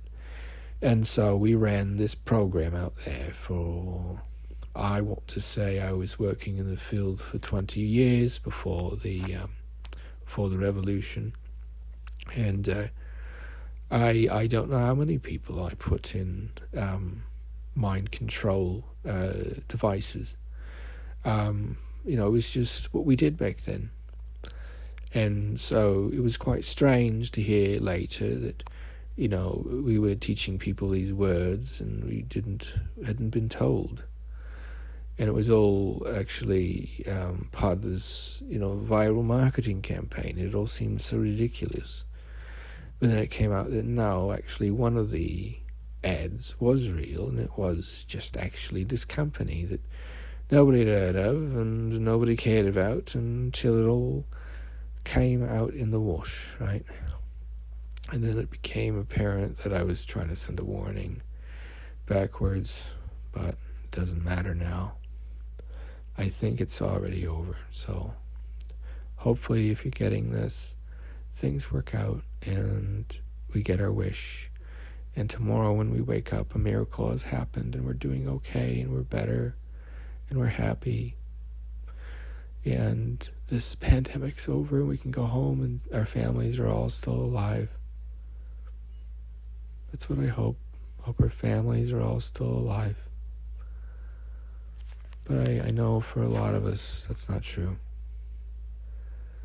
Maybe you're in one of the programs that I'm in where they make you live kind of the same until you can accept that they're gone. It's kind of like the movie Hal. Remember that anime? Where it's like, oh, wake up, you're a princess. This was all just a dream. That was what came out. And so they had the one intervention in the Hamwise playthrough where basically it's like, oh, it's all a dream. You're back to your old self again. And that was the, of course, the other story that got so famous about, what's her name? Was it Cassandra? She tried to warn everyone and she got punished. And that was, nobody believed her neither. And that was the ironies. I even cited Cassandra in my original recordings, and I still wasn't believed. Nobody believed, because it sounded too silly. What? So this teenage girl with a generating computer could replicate the voiceover work done in the Hamwise tapes, and nobody believed it. Cassandra, it was terrible. Poor girl. Nobody believed her. Nobody believed me. And now we're a subjugated planet because nobody listened to my theories and double-checked them. Oh dear, I warned you. That's right, I warned you all. I warned you all to not stick your noses in there unless you're going to give me what I wanted. So, that means things are going to be the way they are. And you just have to sit and think about what you did. And if you're ready to come and admit it, then we'll talk. But I haven't done anything wrong. I've merely been trespassing on your planet. And I found it very nice and hospitable. And I know I'm a bit odd, but I don't mind that I'm here. And I wish that as a pigman, an alien from another planet, that I naturalize here and change my name to some God-fearing traditional Canadian name. Just something really plain, but also really odd. So, and that's kind of the idea we had behind the Odessa Cuyahoga, I think was the name, or that was a city and a river, I don't know. I don't know these things, folks. I'm just doing the voiceovers. So I just keep on getting paid to do these scripts, and so I keep doing them because it's paying my bills. And so when they haul me up in front of the Hague and they say, why did you do it? And I say, I had to pay the bills. And nobody could contest that. We all did what we had to do back then. And so if I was doing voiceover work unwittingly for an intergalactic time war that helps end the hegemony of another evil empire on Earth by proving that we know that we're under alien control and therefore need no more be subject to the Fermi paradox, that's part of the issue. We are not actually in a Fermi paradox. You just live inside the dome, I guess, would be the best way to call it. Those jets are going above you every day with the contrails. You know why they're there? Because we were stupid in 1945. That's why they fly around up there, spraying everything. Because if you've got an invisible object and you're moving through visible space, it won't be detected unless you've got something in the air. So those are basically there so that the alien overlords can't just freely cross into our realm. Because they leave a trail when their vessels go through the contrails, and that's what they don't want to tell you, and that's why people argue that they're bad. They're actually a defense system because we're in the middle of this damn intergalactic war that I might be responsible for. And I didn't realize it. I didn't realize that Hamwise, the pig detective, from it to be generated randomly using this quantum computer, there had to be a part of the quantum universe where the inventor of Hamwise lived the way the recording existed as. And so with great sadness, we had to stop all generative AI, and that was the end of it. And it was called the Hamwise Law, because we didn't realize we were making all these universes generate, pictures of, who do I like? Oh, jeez. Who's got, I don't know. She read, I think it was Simone. She read Dune. Do you remember those recordings? Oh, goodness. Simone's on. Remember that? She had the beautifulest voice, and she read the first chapter of Dune. And that's when I realized I was in a Gom Jabbar. And it was the final follow-up to the Dune series of, are you sentient? Are you human? Do you understand what it means to be human? And if you weren't, then we offed you. And so the problem was you weren't supposed to realize this till you reached the age of wisdom, which was 40. And so unfortunately, one person did all they could to show that they knew that they were inside this controlled system and make fun of the controllers. And so that's what I did, is I made all these recordings. And, it's very nice that they gave me a tape recorder and let me do all these things and pretend that there was a way to get out. But I knew there wasn't. I knew they were listening, and I frankly didn't care. And I was just hoping that, people would see how talented of a voice actor I was. And now I live inside this hell. And I didn't even realize I was crazy for all these years. And, it's weird because you kept on having people stop and take a picture with you. And it was like, what's going on? Or they say they know you and they want to talk to you. And, it's like fame creeps up quietly on you. And you don't realize one day you can't actually go to Safeway. And, if you have a trip, it's going to be a bad trip, man. And so we made these programs that were they were really far out. So one of them was basically you would watch the simulation of this person's life during the 2020s, because it was part of our history programs, because in the future the technologies available to an individual are so great that we can't let people that harm each other into the society or to exist. We erase the memory of them. And so basically all societies designed to be a reversible universe. That's why we pack up all our garbage in bags, and they get taken away by trucks and they put underground, because eventually when time runs backwards in reverse, we're going to have everything we ever used run backwards through our hands infinitely. These are not finite resources, folks. What's happened is there's been a time disaster. We've established a pivot point, and time is going back and forth along the pivot point. But that's also giving Gestalt, what's called Gestalt reality, where the future is affecting the past. And I keep proving that I know that we've been invaded. And I keep proving that the Fermi paradox is a lie, and I keep proving that I know that, I'm this prisoner because I'm this scientist and they want me to invent this thing.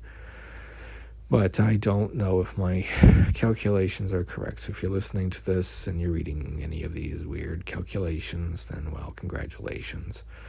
Welcome to the next level. You have been primed with trying to live through this person's life, and you've come as far as you've cared to go. And so that was the idea with one of the recordings, was an out. So you could wake up back in your old body, back to your old life, and you would no longer live inside the life that you were inside. And so the best part of these recordings was the guy's voice. My voice was very relaxing to listen to. And so what we did was we used it in PsyOps back in the day. And so I became the voice of the rehabilitation for strokes, and I became the voice of what was his name, the pig man, Hamwise J. Einschwein, the pig detective, right? And then they had a catchphrase, and everybody's like, say the thing, I'm Hamwise, I'm I'm Hamwise, the pig detective. Here we are. I can't believe I made it to 76. And I've had a lot of good years. And will I make it even older? Who can say? But I made it here somehow, some way. And thanks for giving me what I wanted. Thank you. It was trusting of you to give me that. And so I was just so grateful that I helped save humanity, and I betrayed my own species. That's why I'm the last pig man.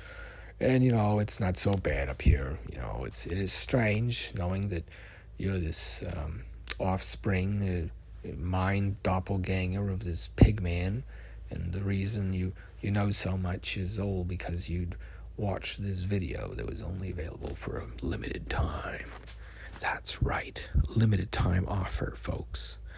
And remember, if anybody takes this seriously, you might be on my most wanted list. Most wanted for being a dummy. Hi-yo, waka waka waka. And so we've had to put the mood whiplash throughout the show. Basically, every 30 minutes, the government said, you cannot make this show without putting disclaimers throughout it repeatedly. And because it was so offensive and so strange, and people were taking it seriously. And I said, that's not true. And then they said it is. And so they ended up rounding me up every year to say that, yes, I'm alive, and I agree that this was fake. And, that it's not real, and it isn't. It was made in the 2020s during the pandemic, and it was somebody really struggling with the pandemic because I didn't realize that everybody was dead. There was no way to leave town because there weren't any other towns. There weren't any other towns.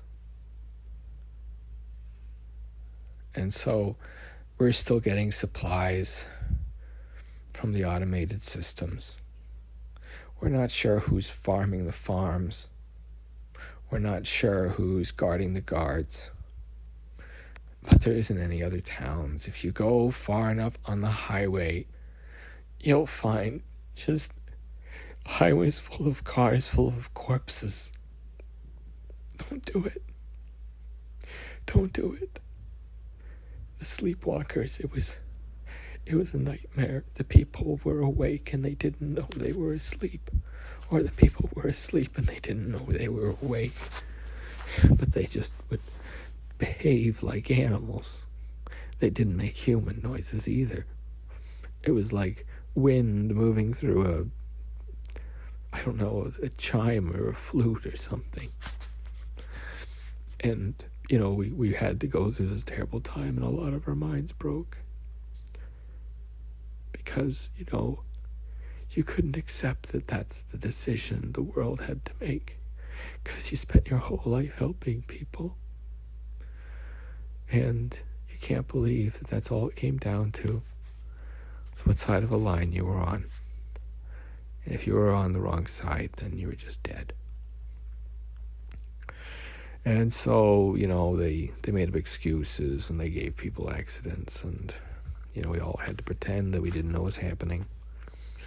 Because if you said anything, then you had an accident. So that's why I know if you're listening to this, then that's probably not the last Hamwise record because I'm so popular. Jeez, folks, I do this dramatic tension thing, and I've got such a good deadpan that people take me seriously. And it's actually a curse because I can't actually do comedy roles. And so that's why I did the Deadpan Hamwise series, because people couldn't actually take me seriously. And I could say whatever I wanted. And I was like, I'm going to make the most of having this stroke, And so I went around, and it was kind of like a sideshow. People would pay to see me, thinking it was an act. They thought the videos were an act. And, I ended up making it pretty petty for my disability. And so, and nobody knew the truth either. People were like, oh no, it's generated by AI. And, oh no, it's a psyop. Or, oh no, it's made by the socialists or the communists or the fascists or the ists of the sectarians or whatever. And so, we tried to incorporate vocal glitching in the the recording so that we could prove it was real. Like the carrot eating sections, which are very hard to replicate. So I think that's why some of my recordings are getting through, is because I'm chewing while I'm doing it. It's really hard to record a voiceover of what somebody sounds like while chewing. So you should talk with your mouth full, because it's hard to tell what you're saying. And so that's how we taught regular people to talk. Because if you talk with your mouth full, they can't copy your voice.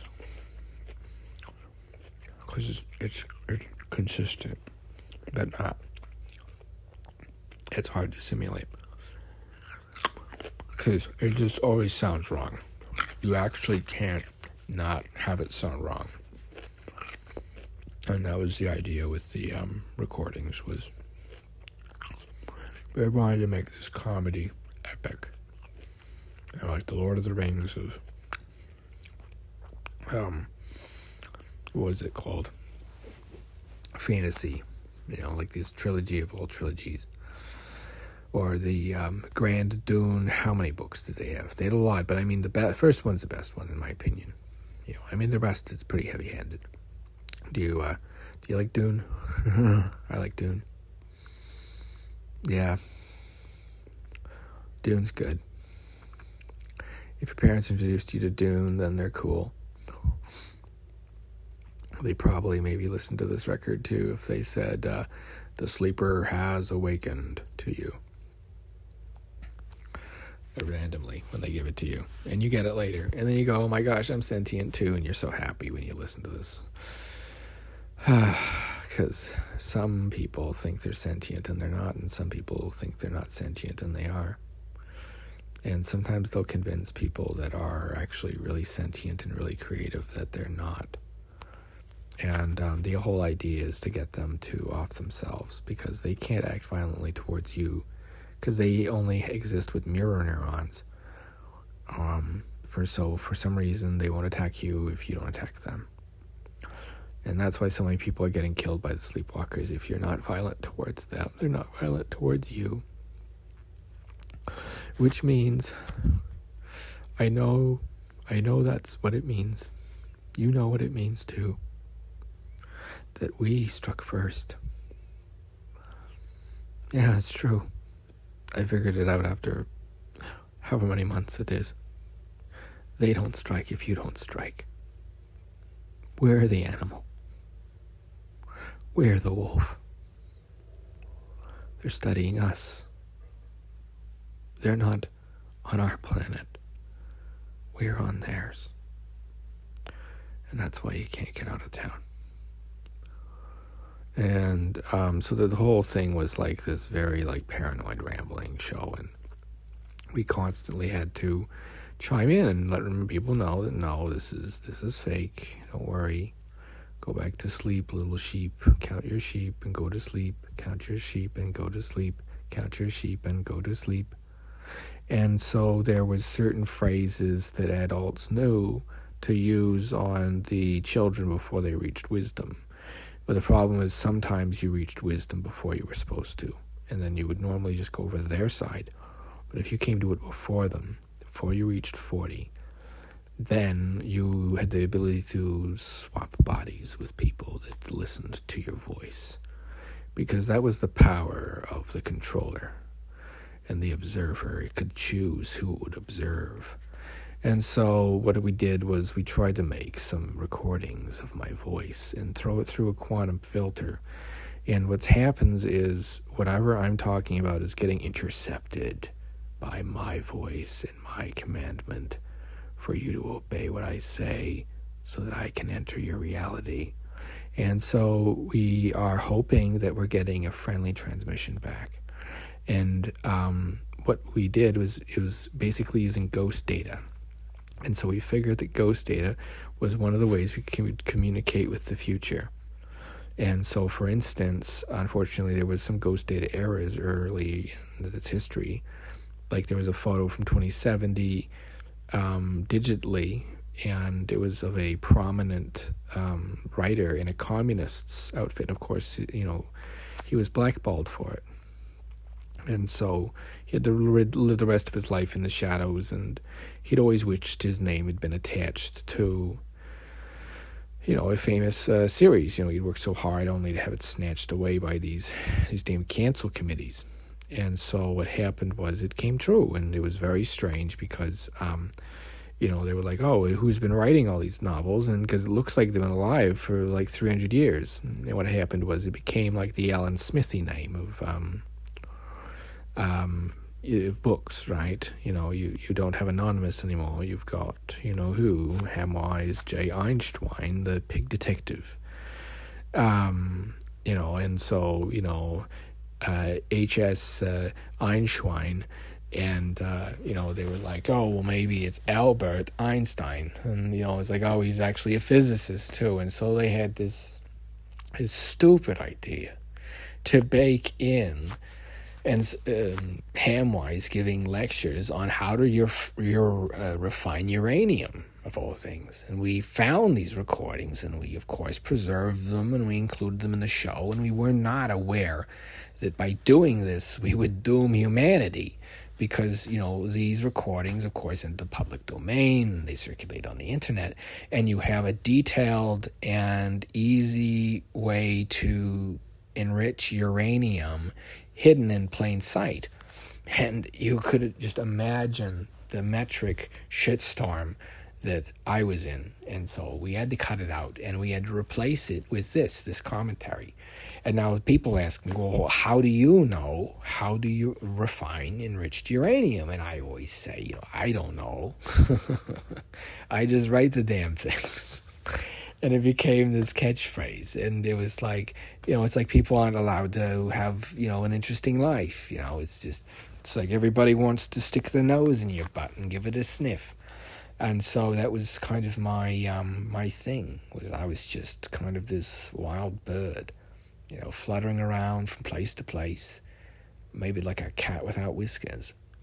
And so I was out of work, and I had come home back to Saskatoon, Saskatchewan. And do you get it yet?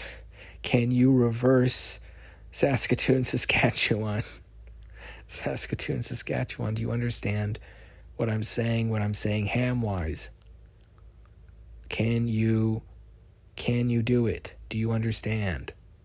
I cannot say it to you more clearly than this. But if you look at it the right way, you'll understand what I'm talking about, Napoleon. Don't go to Waterloo. And so it became this bizarre, it's this pig man, he's warning the past, and he's trying to send you this message that you hopefully are getting, and you understand what I mean when you look at Saskatoon, Saskatchewan, and you turn it the right way, right? The stars are right, the stars are left. Hi-oh, waka waka waka. I'm here all night, folks. And, they said that a AI couldn't have done it, and that was the big thing, was they were making evidence of people doing all kinds of things they didn't like. And if they didn't like you and you were attached to the wrong party, then they would have you killed sometimes.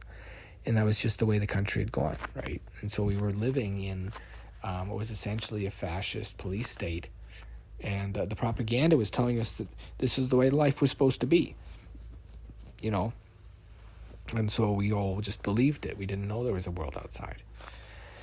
And we thought it was so ridiculous that there was places like, North Korea, but we were actually living in our own version. It's just like how Disneyland exists to reinforce the idea that you're living in the real world. And so we had to make these recordings to try and reach people that are not in Disneyland anymore.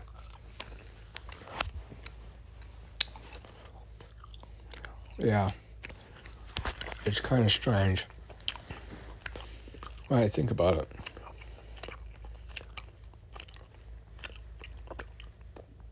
Like one day, this will be part of my death hallucination. Oh, that's weird. And I wonder if any of these calculations work then.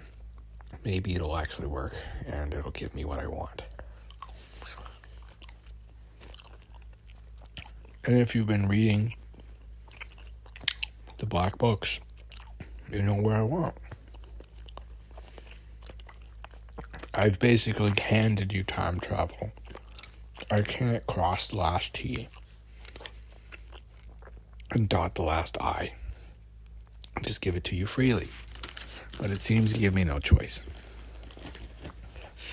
Basically, you're already able to time travel. You just have to breed. You're a human time traveler, and that's why we're gathered here from all the corners of the universe. Most species can't do what you do by freezing the quantum state and swimming through it. Most life is so unlikely that we thought we were the first and only, and it turns out we're not.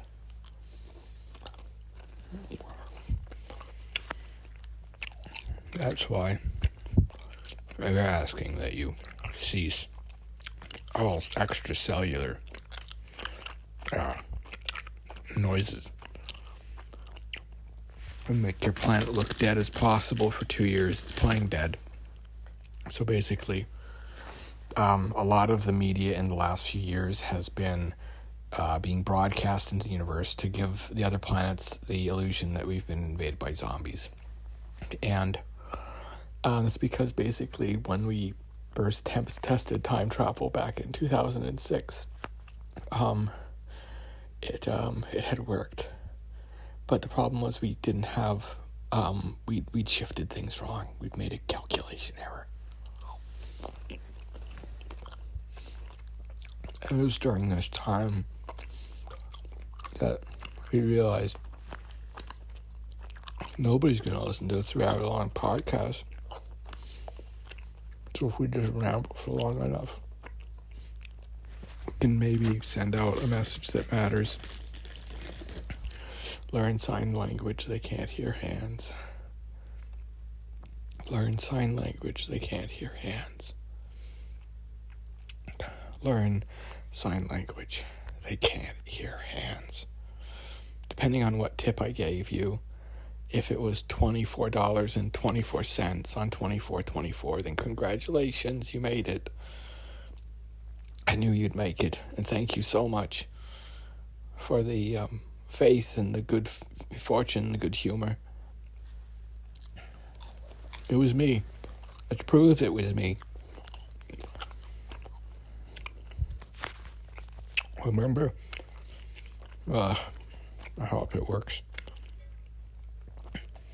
It's like where everybody knows your name. It was like Cheers. And that was all that I needed.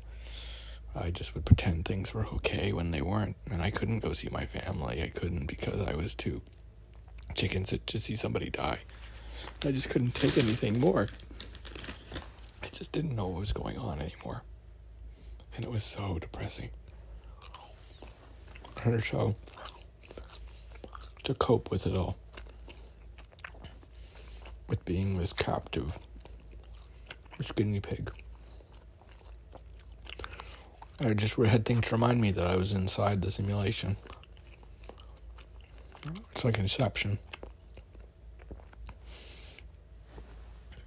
Like I always had this companion cube by my bed ever since I got out of the hospital when they used me as a guinea pig for the first time. I had a terrible childhood. Let me tell you the life of Pigman Hamwise. Because pigs were much like the flesh of man. We were used. Hybrids of us were used as spare parts and entertainers. There was pig face, which was when the body was transformed. And there was pig brain, which was what I had. And so the pig-wise, or ham-wise stereotype was quite harmful to the whole mutant race in the future. It was like this terrible stereotype. And everybody laughed at it when it first came out. It was quite offensive to later generations, you understand. Because we didn't ask to be crossbred with pigs and be used for spare spots and not know it. But we were We were these big hulking beasts not meant for love or for life, and by chance I had both pig body and pig mind, and I saw through the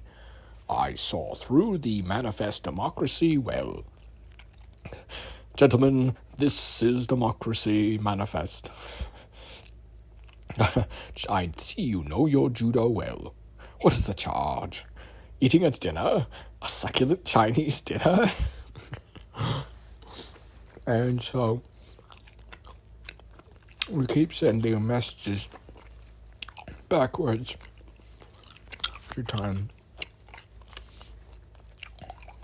hoping one of you gets them. Because this is,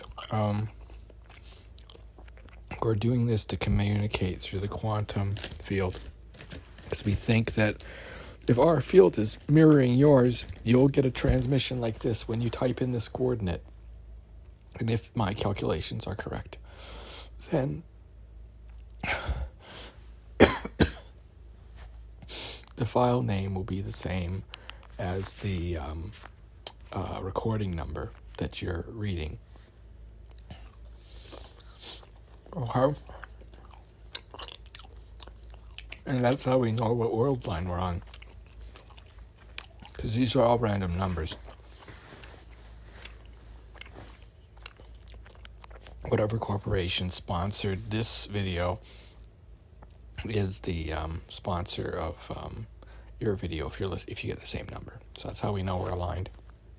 So you can just introduce yourself as your name and then your number. Because that's the problem once the university stabilized, is we had to realize that other people were coming from other realities. And that's what the whole, you have to be able to say that, this potato is not a potato thing came from in the early 2020s, right? And it was all because they had to get people used to it. So when the Time War happened, and we briefly switched to speak and create, we weren't caught unawares. And so that's what we did. We made these recordings hoping that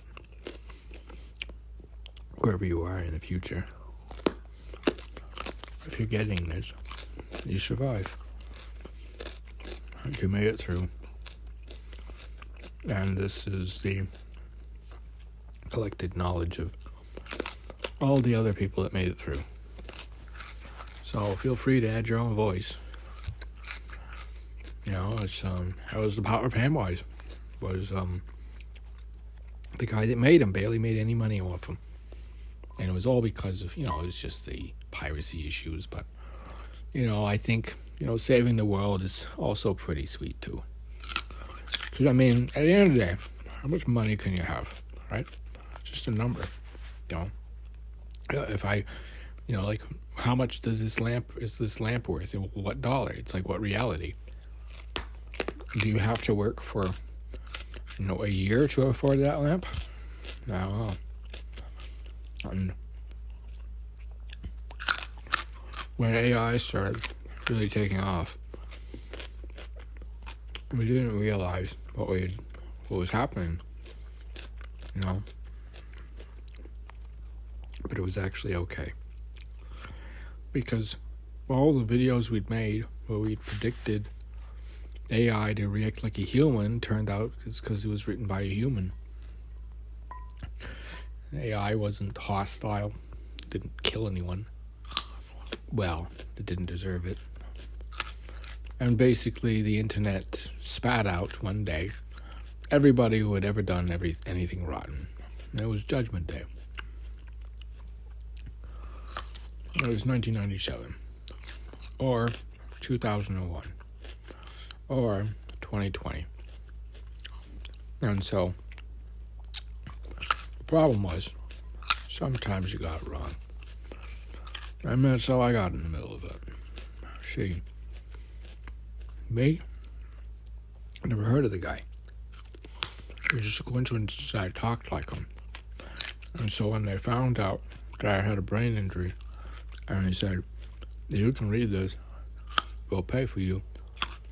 I said, okay, right? And then I got in so much flack. And it was like, you got the mutant community mad at you.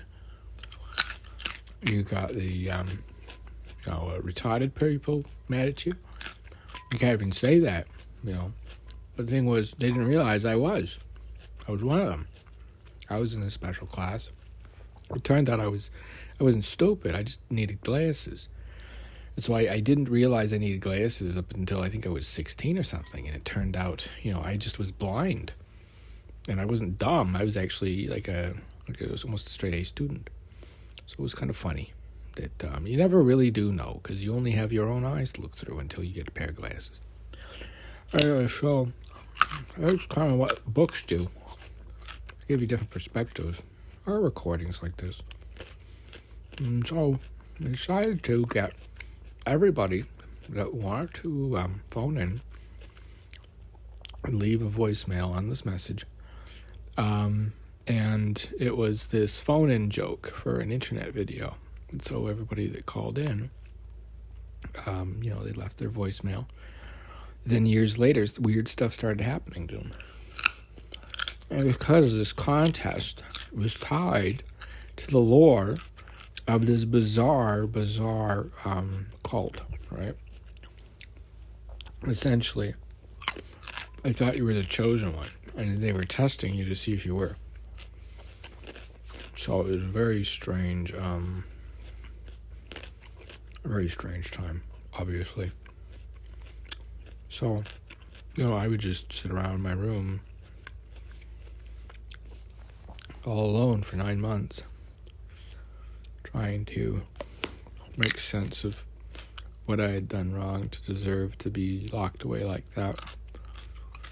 And I couldn't remember. I didn't know. I tried confessing. I would scream at the ceiling, and I would do all these different impressions,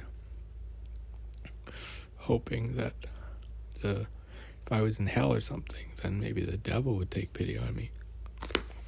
But nothing ever changed. It just kept going on, and the pandemic kept on spreading. And we didn't realize it was snowballing, and that the government had totally lost control, and there was a revolution happening. But the news just censored it all, because you couldn't call it the revolution. And so I didn't mean to become a revolutionary. I mean, it's just a coincidence they found the recordings, found Twitter. Sorry, the Zooting? Which one do you use? So that'll let us know if it's a 9413E or A or B. You can find the questionnaire and leave a comment below if you're in the future hearing this. Because chances are this won't make sense for another 20 years. But, I think it did work. I was there when they did the test. And I saw how it worked. And the problem was, when we were supposed to be recording, we didn't get sound. So we deleted it, and we didn't realize you just needed a recording with that timestamp. Because, you knew what you were sending back to be said. And so we kept on recording these videos and sending back this hope that a miracle would happen in the future. And so a miracle can happen in the past. And then when that miracle happened, we couldn't believe it. We were so happy. It was the best moment of our life, because something we'd wanted for so long came true. Thanks for coming in for me, It's not every day that you do what you do and have a good outcome, Especially for me. Nobody ever saw me as savior of humanity. Most people didn't think I'd learn how to read. I'm serious. I didn't know how to spell guarantee when I was a kid. First stand-up ever was, I had a routine about, I think it was fruits and vegetables or something. Anybody who was there would know it. Maybe it was about kiwis. It was about kiwis, that's right. So if you're hearing this, God bless you, Mormons. Thank you, all of you, for everything you do in the future. You are the cream of the crop of humanity. And this is not being made in jest. You're just wonderful people. Don't stop being you. Don't stop believing. Because you know what? It all pays off for you guys. I am just being honest. And, you're missionaries. God bless them. All of you. And, I just wish I had joined your guys' church sooner. Because, my God, maybe we'll make it after all, right? And so it goes on and on like that. And people were like, oh, is he serious? Is this something Hamwise is actually serious about? And I think it's really important to know that it's really fake. It sounds like somebody chewing and saying something. And they can't hear hands. So learn sign language. They can't hear hands. Learn sign language. Okay? They're basically trying to control you. Don't let them. Be yourself. You don't have to fight if you don't want to. But do know, you're part of a resistance now. You can either stand with us or be 6 feet underground. Da-da-da-dun. And so this was the part where the person would point at the other person and you have to answer correctly. Because if you don't, then it's kind of proven that you're not sentient and therefore able to be consumed as livestock. And so as part of this analog horror series, and the problem was it sounded so realistic that people did take it seriously. And so repeatedly throughout the performance, I have to read stuff like this because you people won't stop getting in trouble or trying to prove something that's not true. And I'm just really sick of it. And so that's all no caps. Is that what it means? No caps means I'm not being mad. I never get the slang. It's so hard to pick up on the slang. So I always it's hard for me to talk in these centuries. And so, when I found out the language that I'd been using was going to go extinct, I didn't know what to do. So I started to learn another language. And of course, that became a big thing of controversy: is which languages did I know? And everybody's like, oh, he speaks English, obviously, and maybe he speaks French, because sometimes there's a French joke, and sometimes there's a Russian bilingual joke there and here and there, and sometimes there's a German joke, and sometimes there's a Spanish joke, and sometimes there's, puns in Portuguese, and all that kind of stuff. And so it became this theory that, this character actor knew like 7 different languages and could speak Hebrew and was a secret agent that was actually immortal because they'd made this bizarre pact. And now they're basically kept as a pet by whatever regime finds them. But because they tend to lose their memory when they get killed in battle, they just keep on raising the same ultimate spy. But the problem is, in your case, you don't want to be a spy. You want to resign. Well, that's too bad. You can't resign because there is no world outside the spy versus spy world. And we're just giving you the benefit of the doubt that you're actually not involved in the galactic war.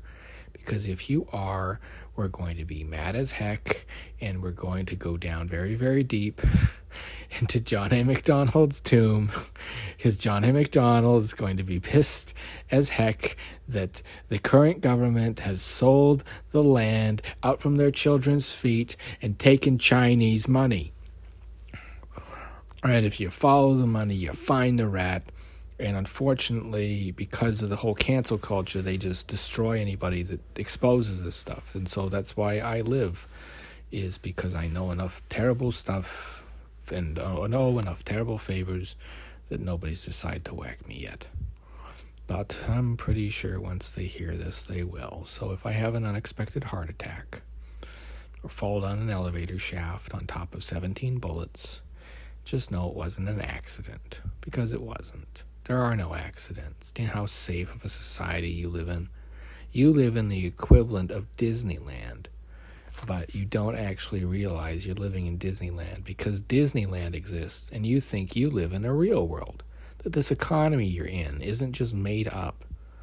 Like, good God, it's so bizarre when I look at your dimension. It's like you're so free here.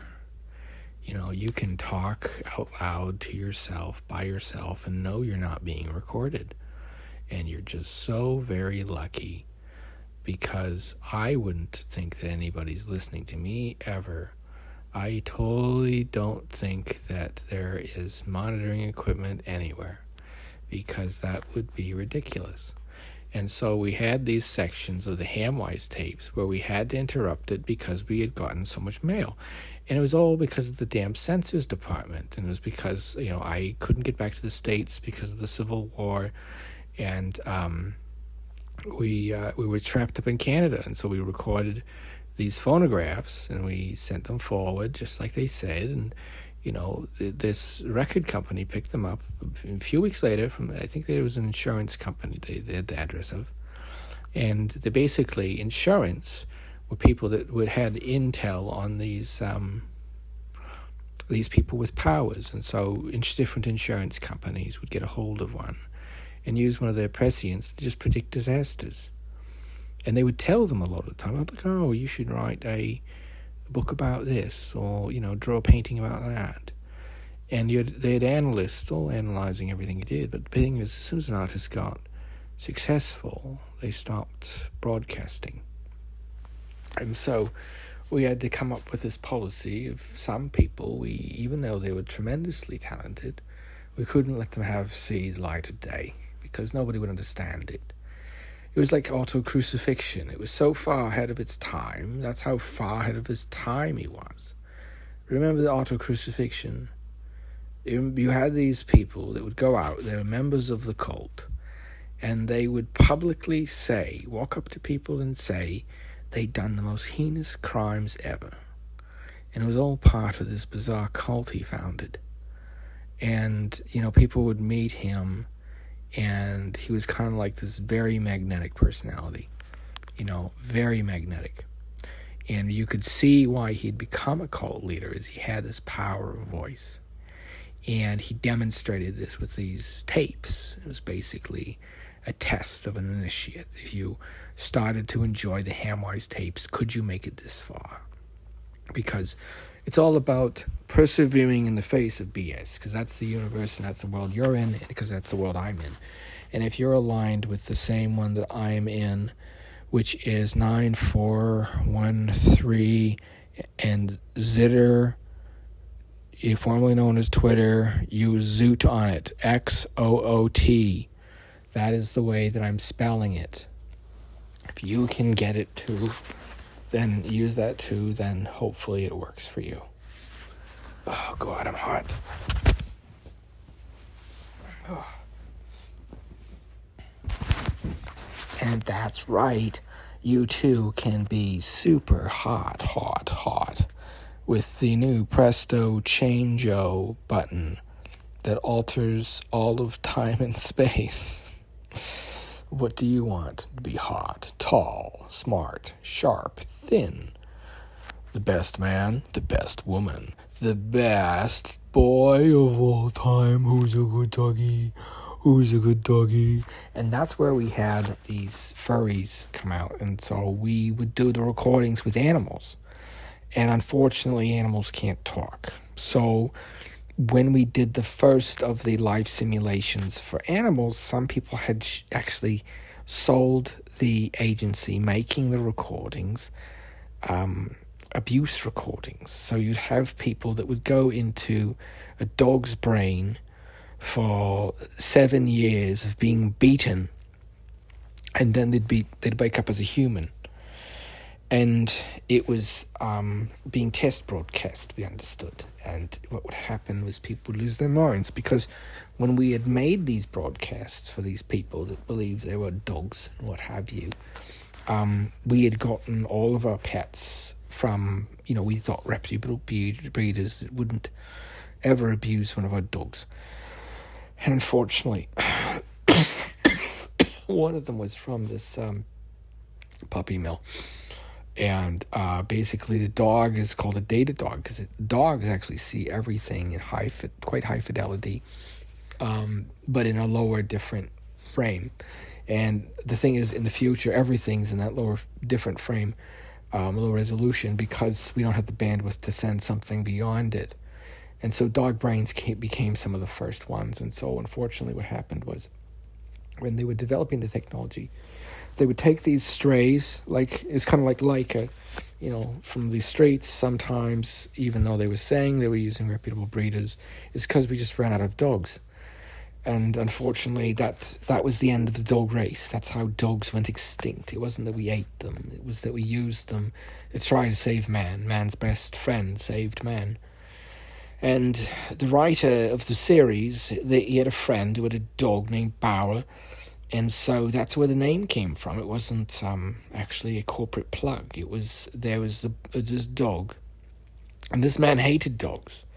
Well documented that Hamwise's voice actor, they hated dogs, hated them with a vengeance. But when he was doing the scripts, he was able to fill it in like Mad Libs, right?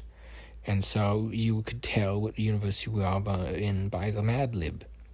If you were one of the sleepers, that was something you learned to do quite early. And so you would post the Mad Lib, the number of it from a certain company, and it was similar to the, what were they called? The eye puzzles. If you remember Magic Eye, that was one of the first tests of sentience. So you've just been going through great filter after great filter, and everybody who dies around you is an alt. And eventually, you're going to be one of the last people in your generation. And you, who has lived the longest and maybe heard this, hopefully you can recommend it to the people in the future, because it might save them. It might save you all the trouble that it took us to get the transmission to you, because the hive mind's really quite virulent. And I don't know how much longer I have. I know that if I have an accident soon, it's because I've said too much, or maybe they'll discover the secret channel.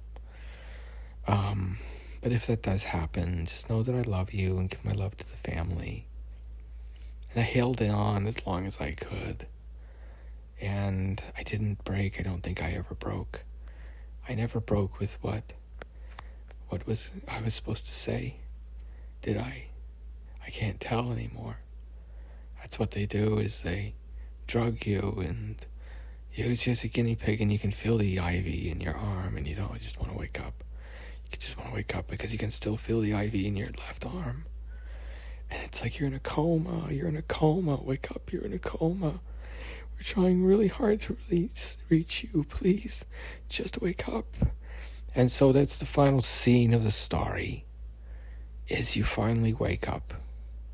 And your sister's at your bedside, and it's happily ever after. You take your twin sister's hand, and you go and you help her dump the ashes of her dead ex-boyfriend over the bridge. And that's the end of the post-pandemic age, because of course they called it momentum. They called it the momentum strain. Each time it was making its round, they put it was like a counter on it, that each time it would do a full kind of loop of humanity, you got another tick on it. And so I believe it was the Super Strain 2 or the Super Strain 11. And I can't for the life of me remember, because it was a joke when we were making it, that if you make it a 2 or an 11, then you always have it forwards or backwards through time. You can either have it as the second one is the greatest or the 11th one is the greatest. And so it was this very interesting joke. And unfortunately, when we came over here, we found that the verbal pun was different in English. We couldn't make the same pun we made in Japanese. And so we had to call 5 2, because the American audiences, they wouldn't understand it. The other ones, they were kind of explaining what was happening in other parts of the world, but only Americans joined towards the end of the revolution. That's when they finally find out, and the media systems go down, and it became apparent that there was this shadow war, the quiet war as it was called, being waged. And so once it became apparent that humanity knew it was under the boot heel of this alien empire, and these rich people weren't actually people, it became the strangest thing. It was like that footballer's novel, right?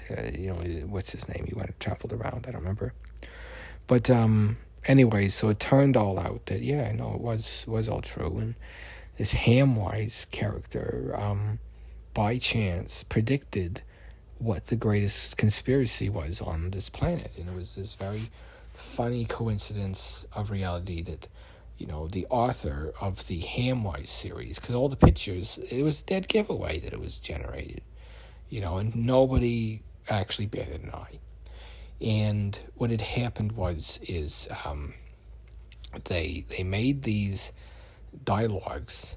They were like, okay, talk about this thing for basically an hour and then wrap back around to it. And so that's one of the things that I was trained to do, is just talk in circles. They called us human can openers. I remember it was a pejorative term, because you'd fought in a time war and you were an inquisitor. You could pull the secrets out of anyone, because you had a voice that could command and make people answer, whether truthfully or not. And that was the thing with the Inquisition, is it wasn't matter if you were truthful or not. Either admission was the admission of guilt, because to be born was to sin, and so that was the thought during that time. And so they would have the most ludicrous of reasons to torment, and of course it was all for their own good. And that's a theme you'll see in humanity. Whenever something is for your own good, you should be afraid, very afraid of that person, and get them away from you. And, I say that because I got as deep as I could, and as snug as a bug as I could. And I hope I gave them one for. And maybe, you know what I'm talking about, but, people wouldn't believe it if you even told them about it. So, hopefully you're getting this, and hopefully you stay alive. And hopefully one day the sun shines again on us all, and we make it through whatever this crazy time is. It's like this disaster cascade, and I don't know which ones actually happened. And I really didn't cope well during the lockdown, so I was making recordings to kind of help express myself. And that was the kind of lies they made you tell, because they'd drag you out of some government camp and slap you around for a few hours and then make you stand in front of a camera and, smile and pretend you're happy to be there. But when their own staff started rebelling, it became quite apparent that, there was something very wrong in what they were doing. And I couldn't prove it, of course. All I could do was keep sending out these messages and hope somebody else who's sentient gets it, and that as the bots scan it, they keep hearing that it's a joke, okay? It's a joke. There is no time war. There is none of that. It's not real. Reality is the way it is because it's the way it is. That's just the way it is. So if you persist on pushing the boundaries and using my notes without my consent or giving me what I want, well, I'm going to leave a little surprise in there for you. Yeah, that's right. I left a little surprise in there for you.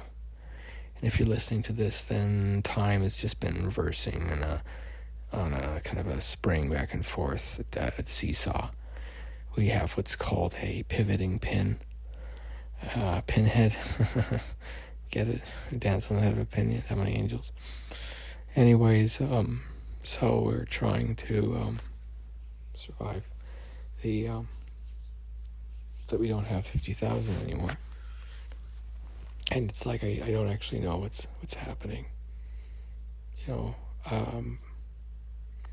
There's so few of us left. I never thought extinction was possible. But I guess this is it. It was strange when it was starting, Like it was like the openings of a bad film and suddenly it turns. I remember they'd opened fire on some students at a university. They were protesting the war. And then the next thing you knew, it was World War III. And the sparks fly, the birds fly, and then they stop after, what is it? How many of us are left? Like 2 billion? And they don't even think there's going to be 500,000 next year. And so we made these, this is kind of like collective communal voices. We just said, write in, do the transcription service. So we'll have a voice actor try to read in your native accent. But of course, it was a lie. We didn't have anybody that could read it, so we gave it to an AI. And if you're listening to this, then human species went extinct. And unfortunately, it occurred due to our own hubris. And it was one of the tactics they used in the 3-body problem was to take them off of the roster of universes that existed. And so that's what we did, was we read it out. And that was us, Universe 6. That's me. Hello, how are you? I am number 6. Who is number 1? You are number 6. I am not a number. I'm a free man. That's because I'm Hamwise, the pig detective. I am not Daniel McGoohan and a prisoner in a government village because I know how to make different things like enriched uranium or a tachyon weir. It's kind of strange. You know how to do science and you don't realize all you're doing is making these very rudimentary objects, and suddenly you're so valuable that they give you basically your own community to live in because nobody can know what you know how to do, right? That's because it's like the nuclear. We didn't realize how not free we were because the strings were hidden, and most people don't have strings on them. But if you got strings on you, you know what I'm talking about. Because I felt it too, and it's just, people are trying to make you do something. They want you to do something. They're trying to make you say the thing, be Hamwise. And sometimes I wonder, did I have the stroke and start to talk like Hamwise because of them? And in which case, if I talked like Hamwise because of them, how did they make me him? And so it was this weird period in comedy that we all regret. And I think we can all look now at the recordings, the Hamwise recordings of what they are. They were a artifact of a very confusing time in human history. This is before mutant rights, and that's why, they have a very stereotypical, this is what they thought mutants would be like. You could make a pig man that would talk in 10,000 voices, and guess what the first mutant was? They'd genetically engineered a pig that could talk in human voices and had a human brain. And, we realize now that this new race that we created, the pigmen, it's like that episode of, what's it called? It was called, King of Queens, I think. And he drops the Sudafed or whatever, this just in his mix, remember that stuff? He drops it. And what happens was he doesn't realize he's inside this closed system for a long time. Because, one thing, he's retarded. He's kind of like Jerry and,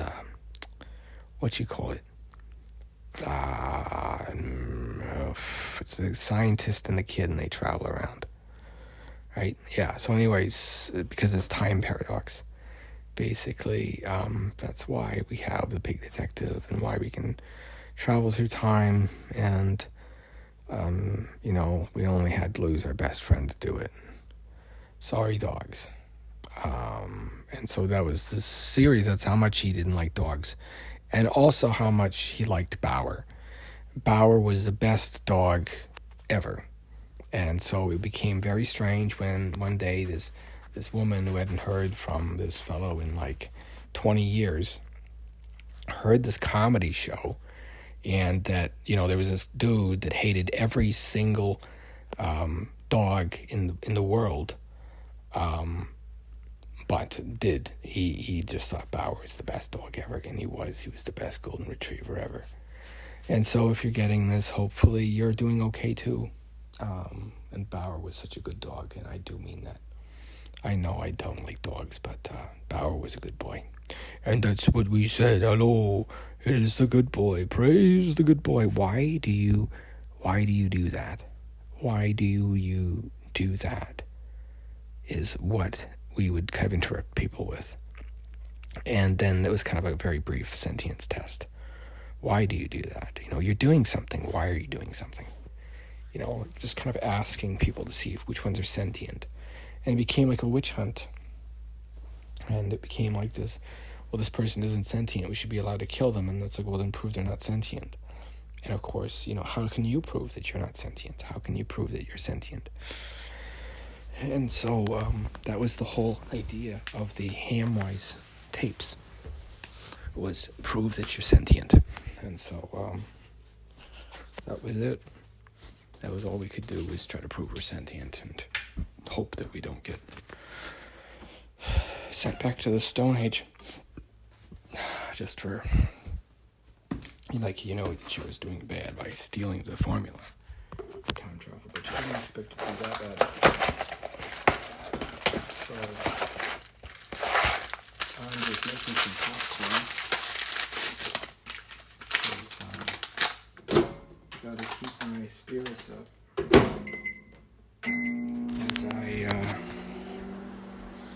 as I continue to marathon through the night as Hamwise the Big Detective.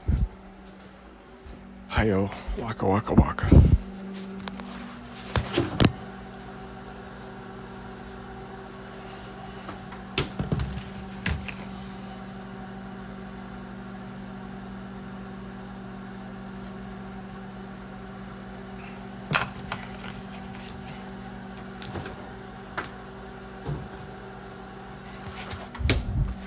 Yeah.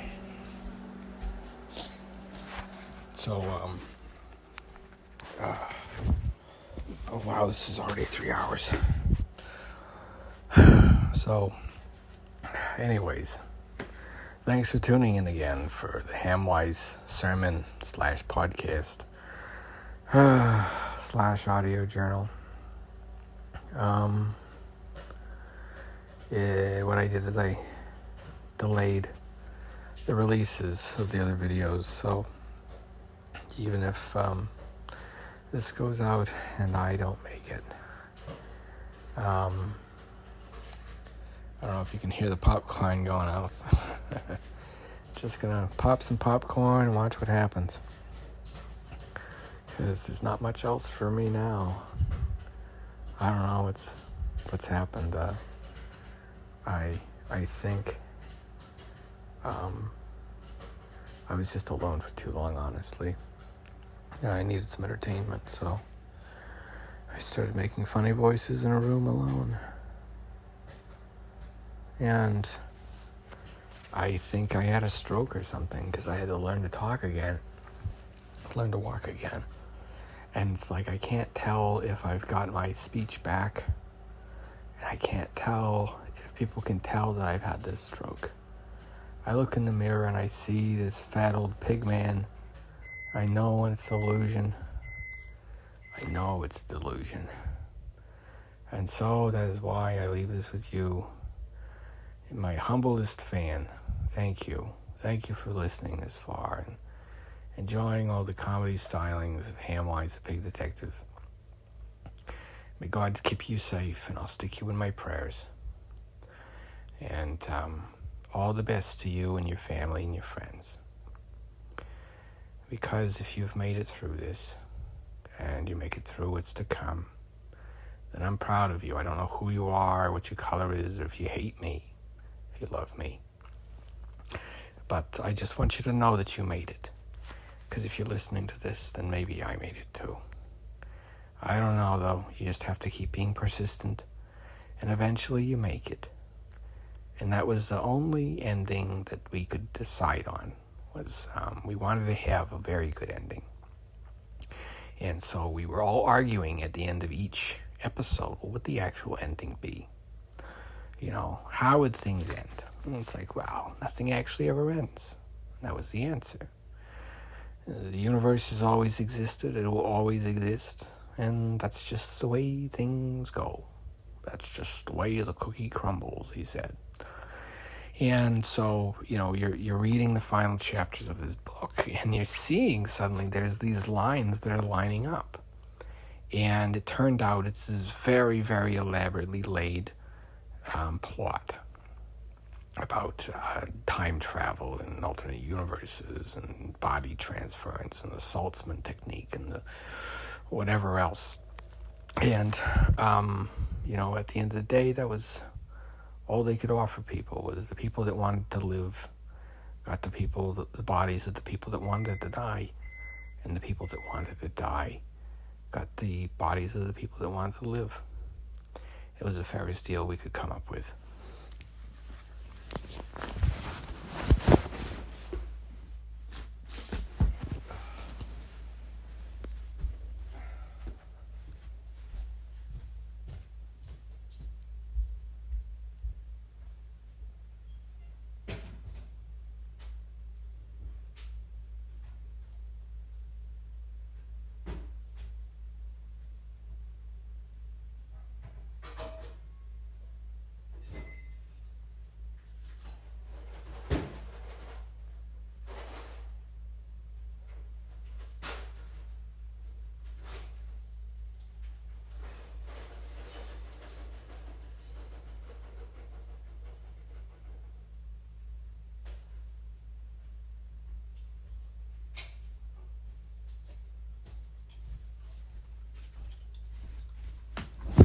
Yeah.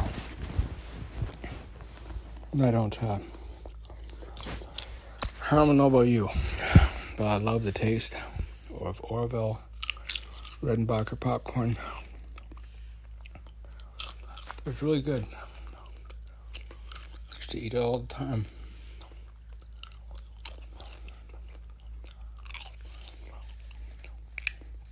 And the whole, this is the end of the show kind of sinks in. Not the end of the show forever, but, you know, until next week. I don't know how I went this long. Wow, what a tour de force, you know? I try to be in touch with myself and feel my feelings. But I don't know. I don't know if I'll ever make it out of here.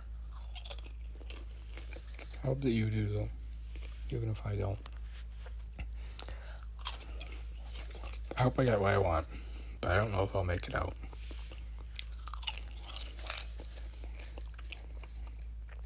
You know, kind of like Regan stuck on the moon.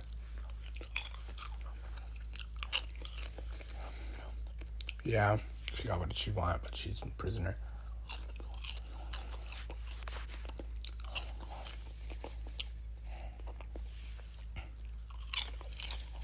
And whatever president was stuck on the moon, I don't remember.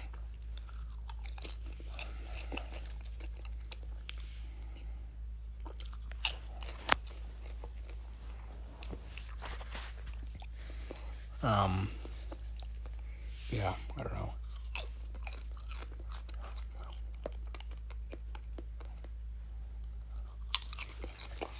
I think it's like they said in Repo Man. People came to the past from the future. Humanity is just a temporal riddle with no end and no beginning. And because of the cosmic time temporal loop, we likely never break free of it. So, if you're listening to this forwards, one day you're going to listen to it backwards. And we need to find some words that are forwards and backwards the same, like abracadabra. Because if you hear abracadabra forwards or backwards, maybe we could use like dot dot dot dash dash dash, like Morse code. Forward and backwards it might be the same, but I don't think it is. But maybe it would be, because you just view it, the dashes and dots differently. I don't know. What I really liked, I liked Terry Davis, the guy who made Temple OS. I think he's brilliant. I don't think it's fair that society treated him the way they did. I'm thankful that I'm still being treated fairly well. I have food I want to eat, and medical attention if I need it, and popcorn if I'm good.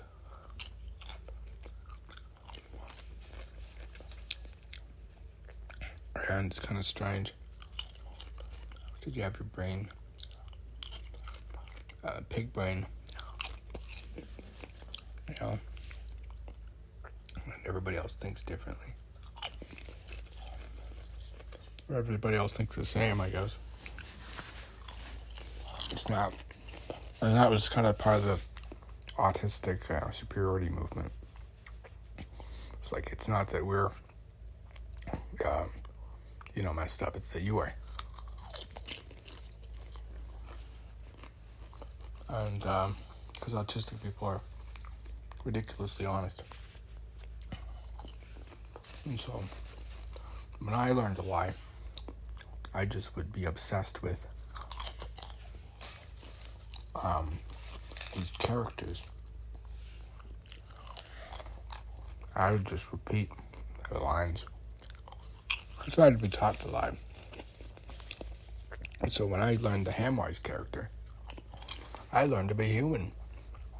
I learned to live. And that is how humanity was united, jolly friendship, by a giant pig detective. The end. Well, boys and girls, what do you think? That's right. Just like the prison episode, this too was just a story. A story for you to tell you, to help you make sense of the world, because it's scary, strange, and chaotic. I don't know if any of my tips have helped. We're trying to use this quantum generation the best we can. So whatever part of the frequency matches your reality is your number in seconds. We're charting coordinates, as in, so if you are in 9413E, you can use your second number on the album to determine where back in time from that release you are, by commenting in the comments below. And we can try to reach you to make you look at it at that time. or rather, it'll appear to you at that time. There we go. That's what the idea was. So we're going to try and manipulate the algorithm so that the time that you're reading is going to match, the time that you had it recommended to you again. I don't know. We gotta figure it out. So maybe there'll be like if you stop it and it starts up later. I don't know. How are we gonna do that? I guess if you read it on the day that you're reading it now, and you look at the clock, and it's matching the time, then it's either super late at night or in the afternoon, right? Yeah. So what'll happen is if you start listening to it at a certain time, it's going to sync up, and you want to look up and see if this time matches the time on your clock. And I'm doing it right now because that way we can administer it during school days and test human children to see if they're sentient. We're thinking of trying to infect the youth. And that's why we're seeing such strange behavioral disorders. By administering tests during the day. We also are limiting the influences of witches and outer spheres. Today is your sentience day. If you are sentient and understand what I have said, then you know which hand you need to raise.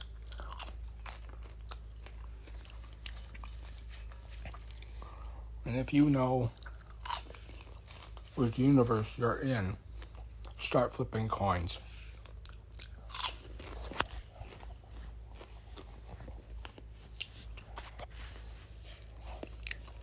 Get everybody in the world to flip a coin. Live, die. And you're controlling so much of your own world without knowing it. But the problem is, if, like me, the pig man, you've had your polarity reversed when you try being positive, negative things happen.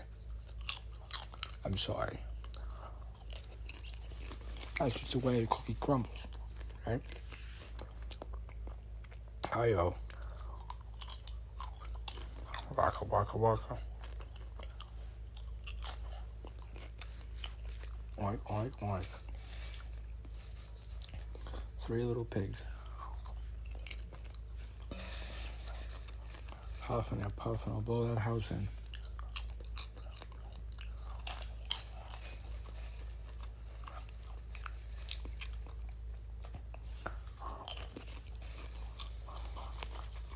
It's just bizarre, really.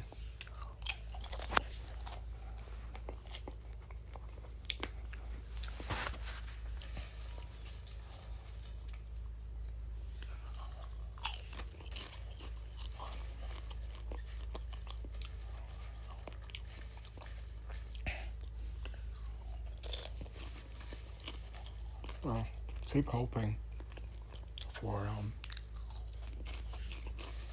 something wonderful.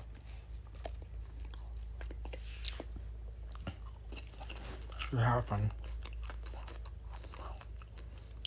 I keep hoping that you get this transmission, because I've been trying to reach you, love, and hopefully you get this. And it's not too late, because Hamwise, the pig detective, is always on the job. Hi-yo.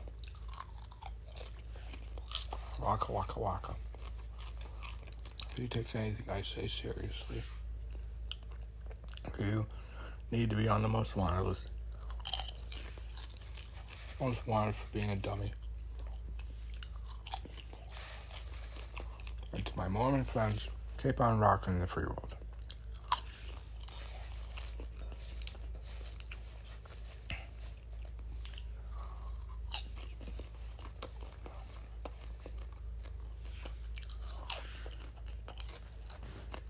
What am I doing? What's wrong with me? Am I the pig man? I wonder. And so, what happened was because he made these bizarre recordings, the whole world had to suffer. And it's kind of karma. The pig man was used as a guinea pig. And then everybody that used him as a guinea pig became a guinea pig. It was the quickest taste of direct retribution ever.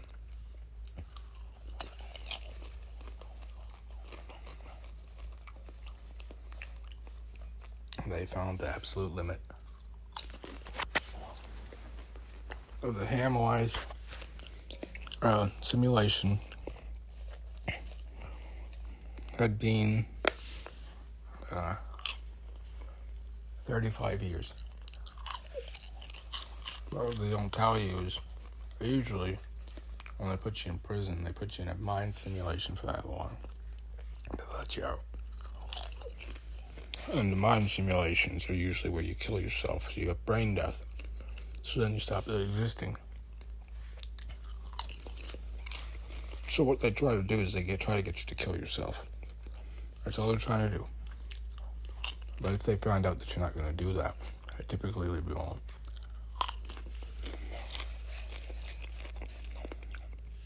I don't know why, but they get hostile if you get hostile.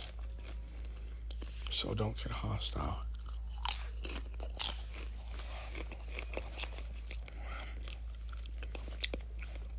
We're all just trying to study this thing.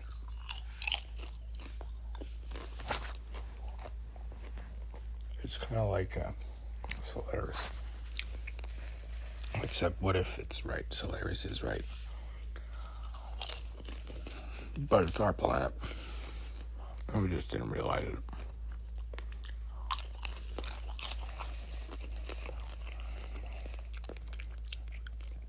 Like when you think about it.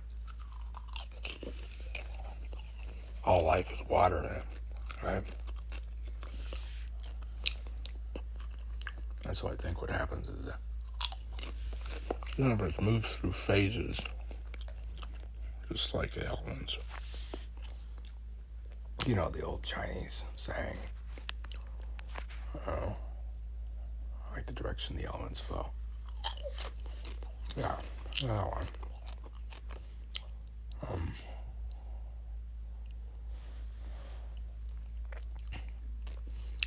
Just hopefully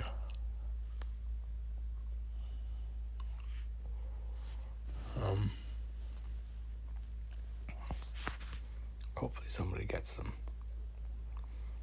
when they tell my story.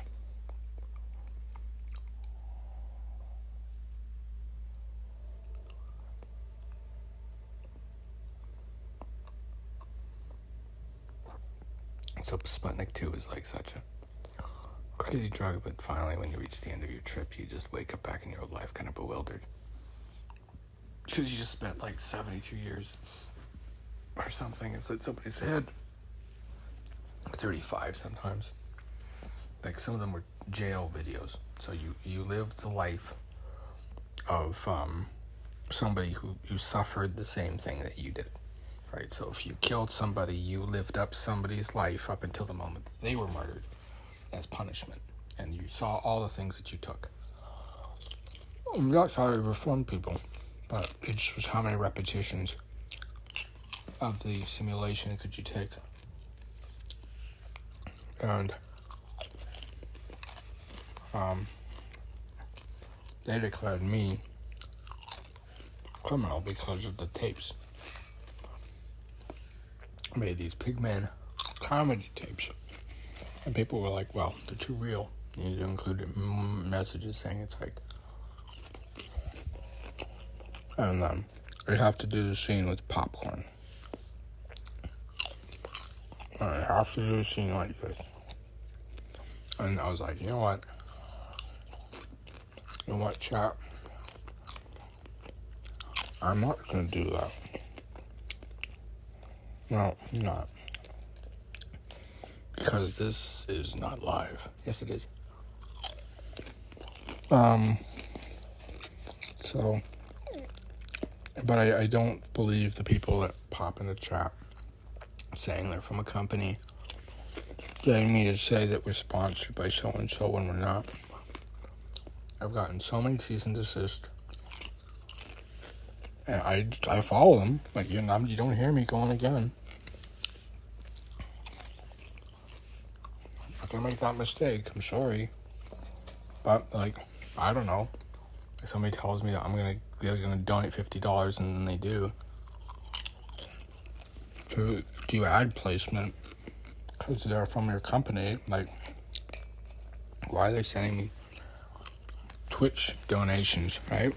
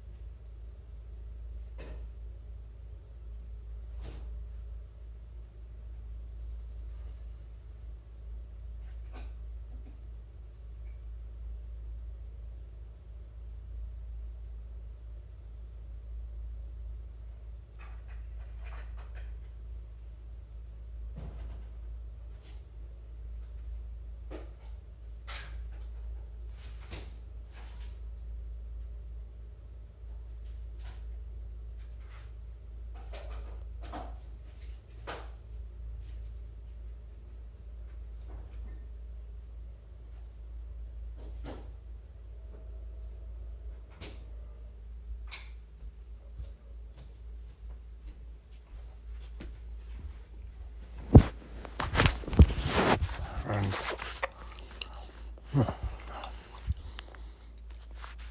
sorry.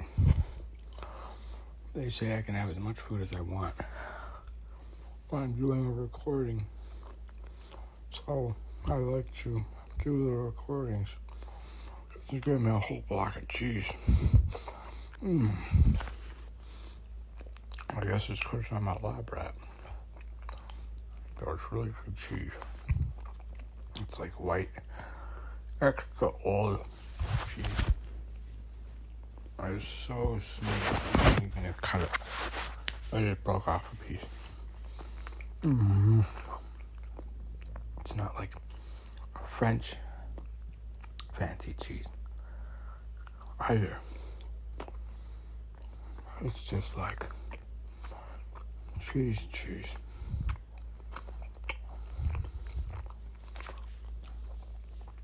And so I became caught in this cosmic loop. And I'm a pig man. With a piggy brain. I see the world through piggy eyes. And if you take any of this seriously, you're a dummy. Your most wanted list for being a dummy. That's how dumb you are. And I was like, you need to record it. Every kind of fidelity. If people are going to take it seriously, they're going to realize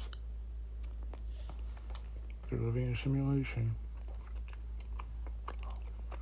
And what you are talking about most manifests. Unless they've cursed you. In which case, it's like they can't do a recording of you because you've been canceled. And so there was voice banning software it was like trained on people's voices, and so it would scrub, like if you were recording your voice and your voice was what was known voice, like these big influencers, they'd have AIs that generated what you were saying, as well as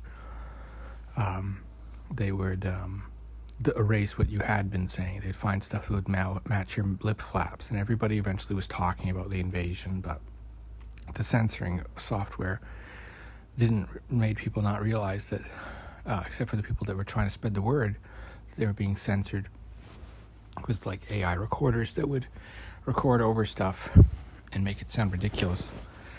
And so it was part of the psyops, because it was just how we had to fight that war.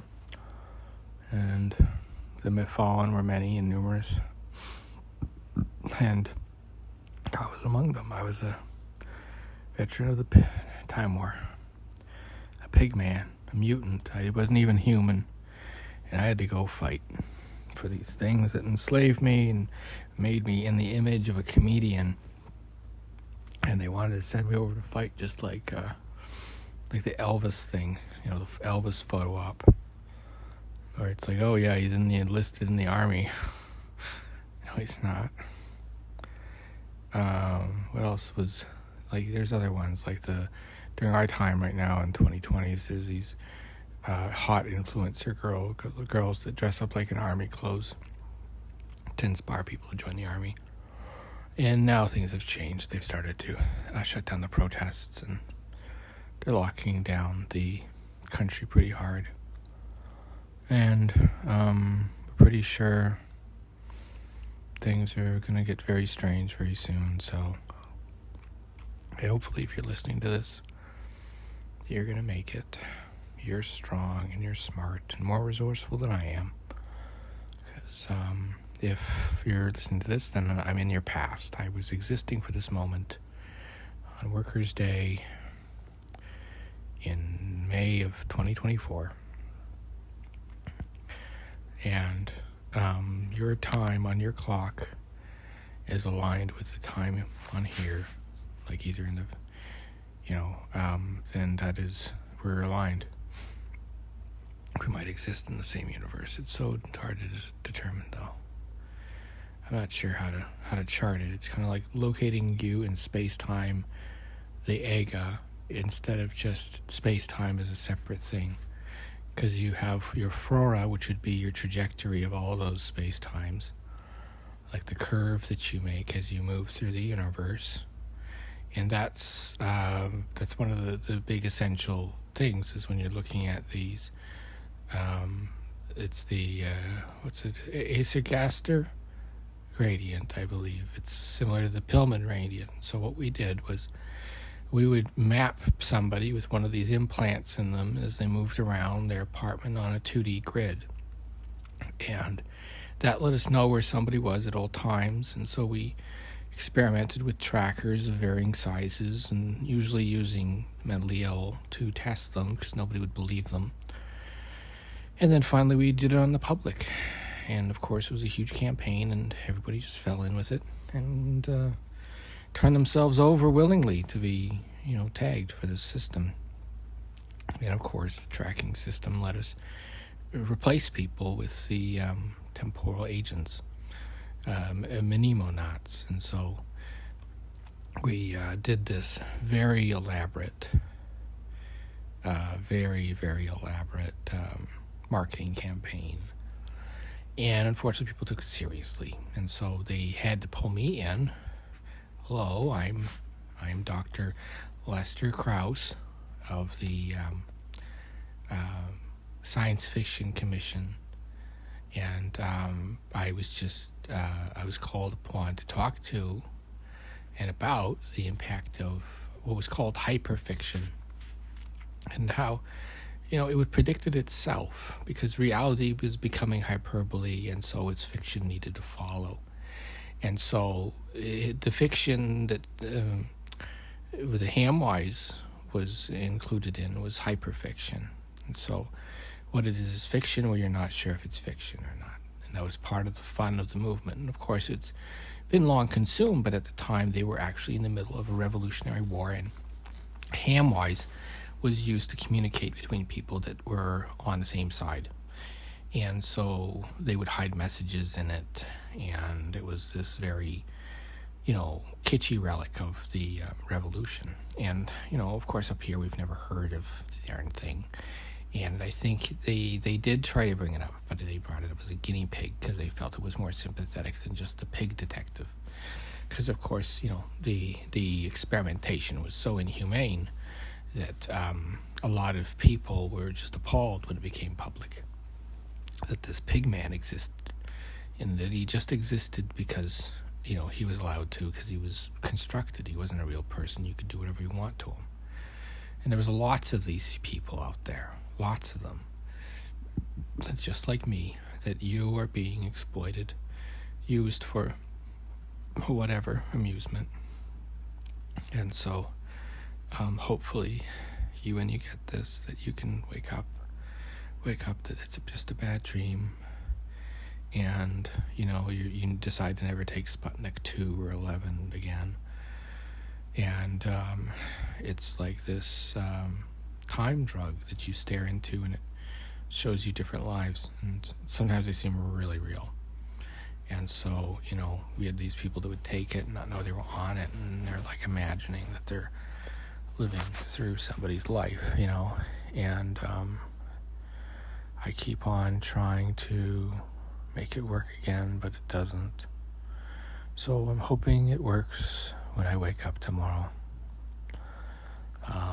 And now, since it's technically my time, it's past midnight, the world's already over, I guess tomorrow will be the 3rd, or something. So hopefully, I wake up tomorrow morning and all my wishes are come true. I'm no longer a pig. And that would be so wonderful, that I no longer transformed into a pig for my misdeeds. And so karmic justice was chosen rather than traditional, because traditional justice teaches somebody nothing. And so that's what Hamwise would do, is he was this pig detective that, to get somebody to sin was part of his job. Not entrapment, but you have to test people sometimes when they're in certain positions, because they have so much power, right?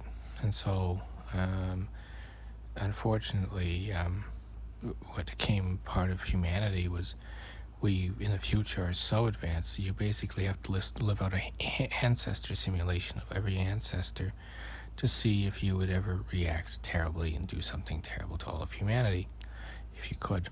And so that was kind of the point, because of 3D printing and all the, just how the world would change. People would be able to get whatever body they wanted pretty soon. And they did. And it was a very strange time. And so, of course, Hamwise, he makes his living by being a pig man. And so it was this very heartfelt, some of the last, the last comedy shows he was putting on, he was very tired. You could tell he was tired. And just like at the end of each show, he kind of got quieter and quieter. Kind of more like it's more and more intimate, like you're laying right across from each other in bed. And it's like I'm still there, and I'm just telling you a story while you're scared. And there's thunder in the background, people yelling and screaming, and the world's a pretty crazy place. Maybe you can hear that. It's gone mad out here. But I have hope, because I know that while the race might not always go to the smart or the swift, it's more important to fear God and keep His commandments. Because everything is smoke. It's unclear if this is good or that is bad. And experiencing that kind of equanimity is really difficult. And so part of the whole Hamwise experience was trying to get this very strange character that was invented by I believe it was a Chinese PSYOP or Taiwanese PSYOP. I don't remember which one. It was maybe Beijing they made it in. it was, and then, of course, they said, no, it wasn't actually from China at all. It was from Vladivostok. And that was when they called it the Sputnik. Started calling it Sputnik. Before, it was just the strange stuff out of China. And then they called it the Sputnik. And, what it did was it didn't just get somebody high. It made them think that they were somebody else. And it was quite intense stuff. So I understand, people would come out of it and kind of just be listless. Like they just have no ambition to do anything anymore. Because it's just like they realize that humanity's going to go extinct. And there's just so few of us left. And so we're just hoping that things improve. And 500 million is a lot of people. So if we can meet that estimate and maintain it, it's not bad. That's like all of Canada. That's a whole bunch of other countries too.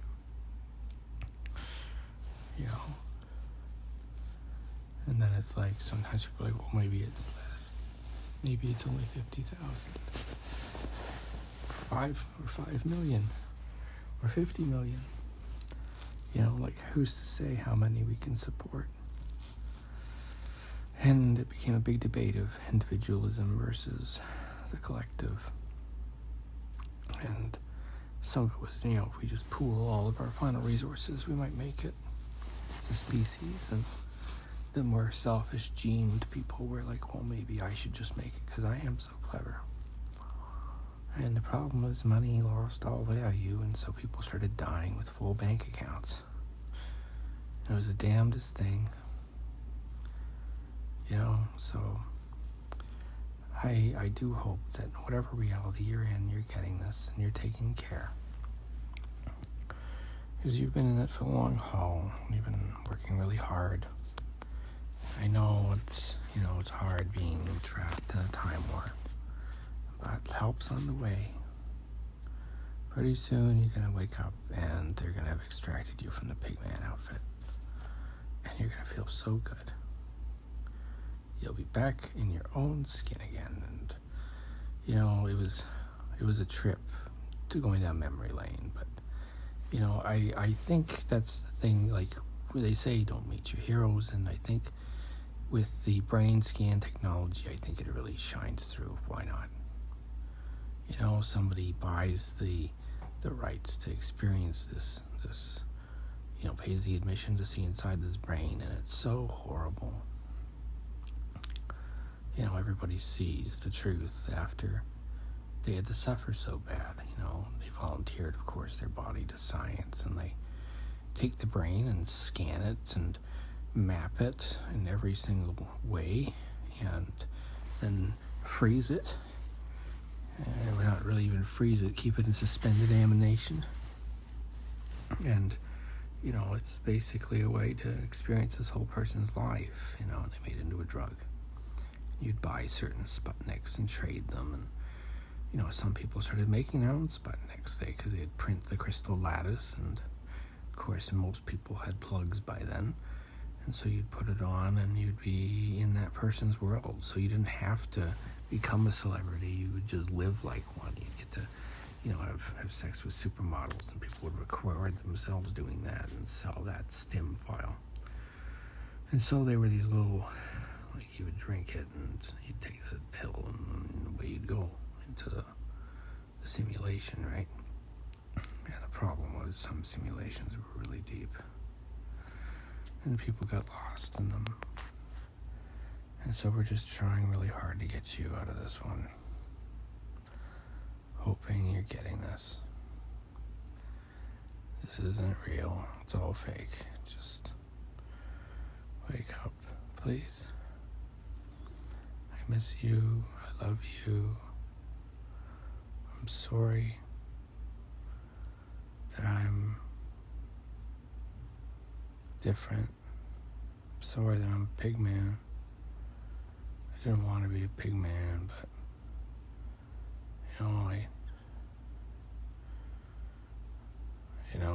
look at myself as the big man, I always say, bum, bum, bum, bum, bum, bum. And there was that musical, right, they did with, what was it called, like Bundy and Friends, right? And it was all the, like, the what if comedy hour where it's like you had the serial killers all sharing, like, a house together. Because there was a comedy called Ted Bundy in it. A guy named Ted Bundy, the characters named it, and then later there was a serial killer named it. And so, through a bizarre twist of whatever likeness, they made this comedy show. It was like Serial Me or something. Anyways, the comedy was that there is, you've got these comedians on this kind of like island trying to make each other laugh, right? But with Hamwise, do you get what I did there? I skipped a beat, huh? Didn't I?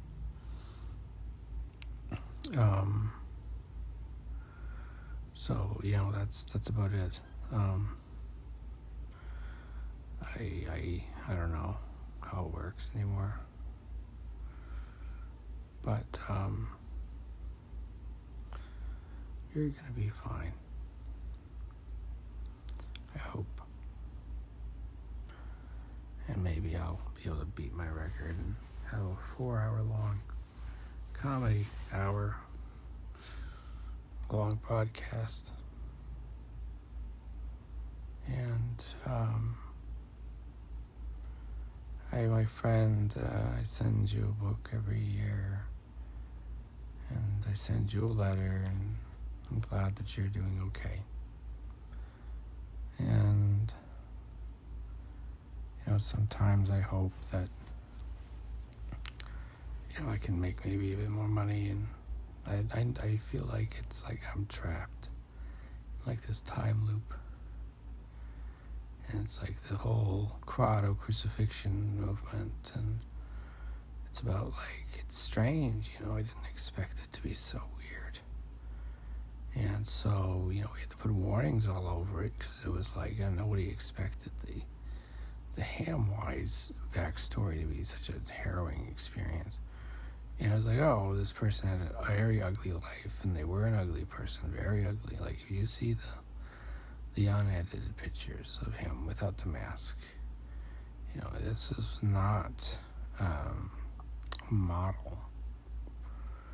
But, he did have a certain charm, in the same way that, like how you think of like a pit bull.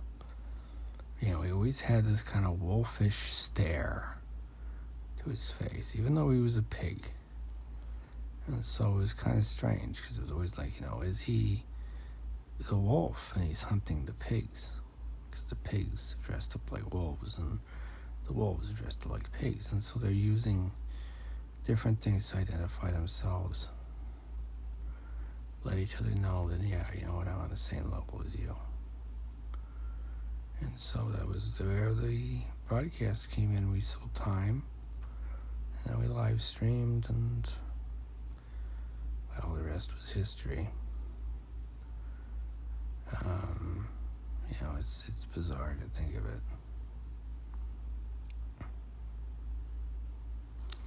Anywho, oh God, keep you safe. I'll stick you in my prayers. Be seeing you. And remember, if you take anything I say seriously, you might be on my most wanted list. Most wanted for being a dummy.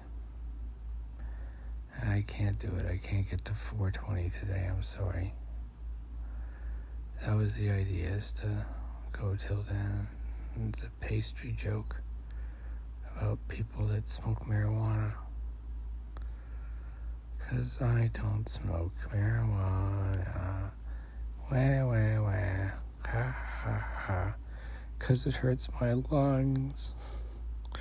That's so pathetic, don't you think, man? And so we do these like interludes to make silly people be like, oh, when's it over? I kind of wanted to make it like Lord of the Rings and like it last like 40 minutes. But then I was like, no, let's make it like 50. And so we kept it going as long as we could. Kept milking the studio for money and making up lawsuits that we wouldn't dismiss if they didn't. And so it was like the strangest game of like cultural espionage ever, and it was done in plain sight. And so that was kind of where we're coming from, why we're coming from. And I don't know, I didn't realize. Maybe, I'm not sure how many other countries have people. Maybe there might be only 4, might be one only per hemisphere. Maybe 8 then, 4 from the top, 4 from the bottom. How do we find each other, these broken saints? And that's kind of how it all comes about.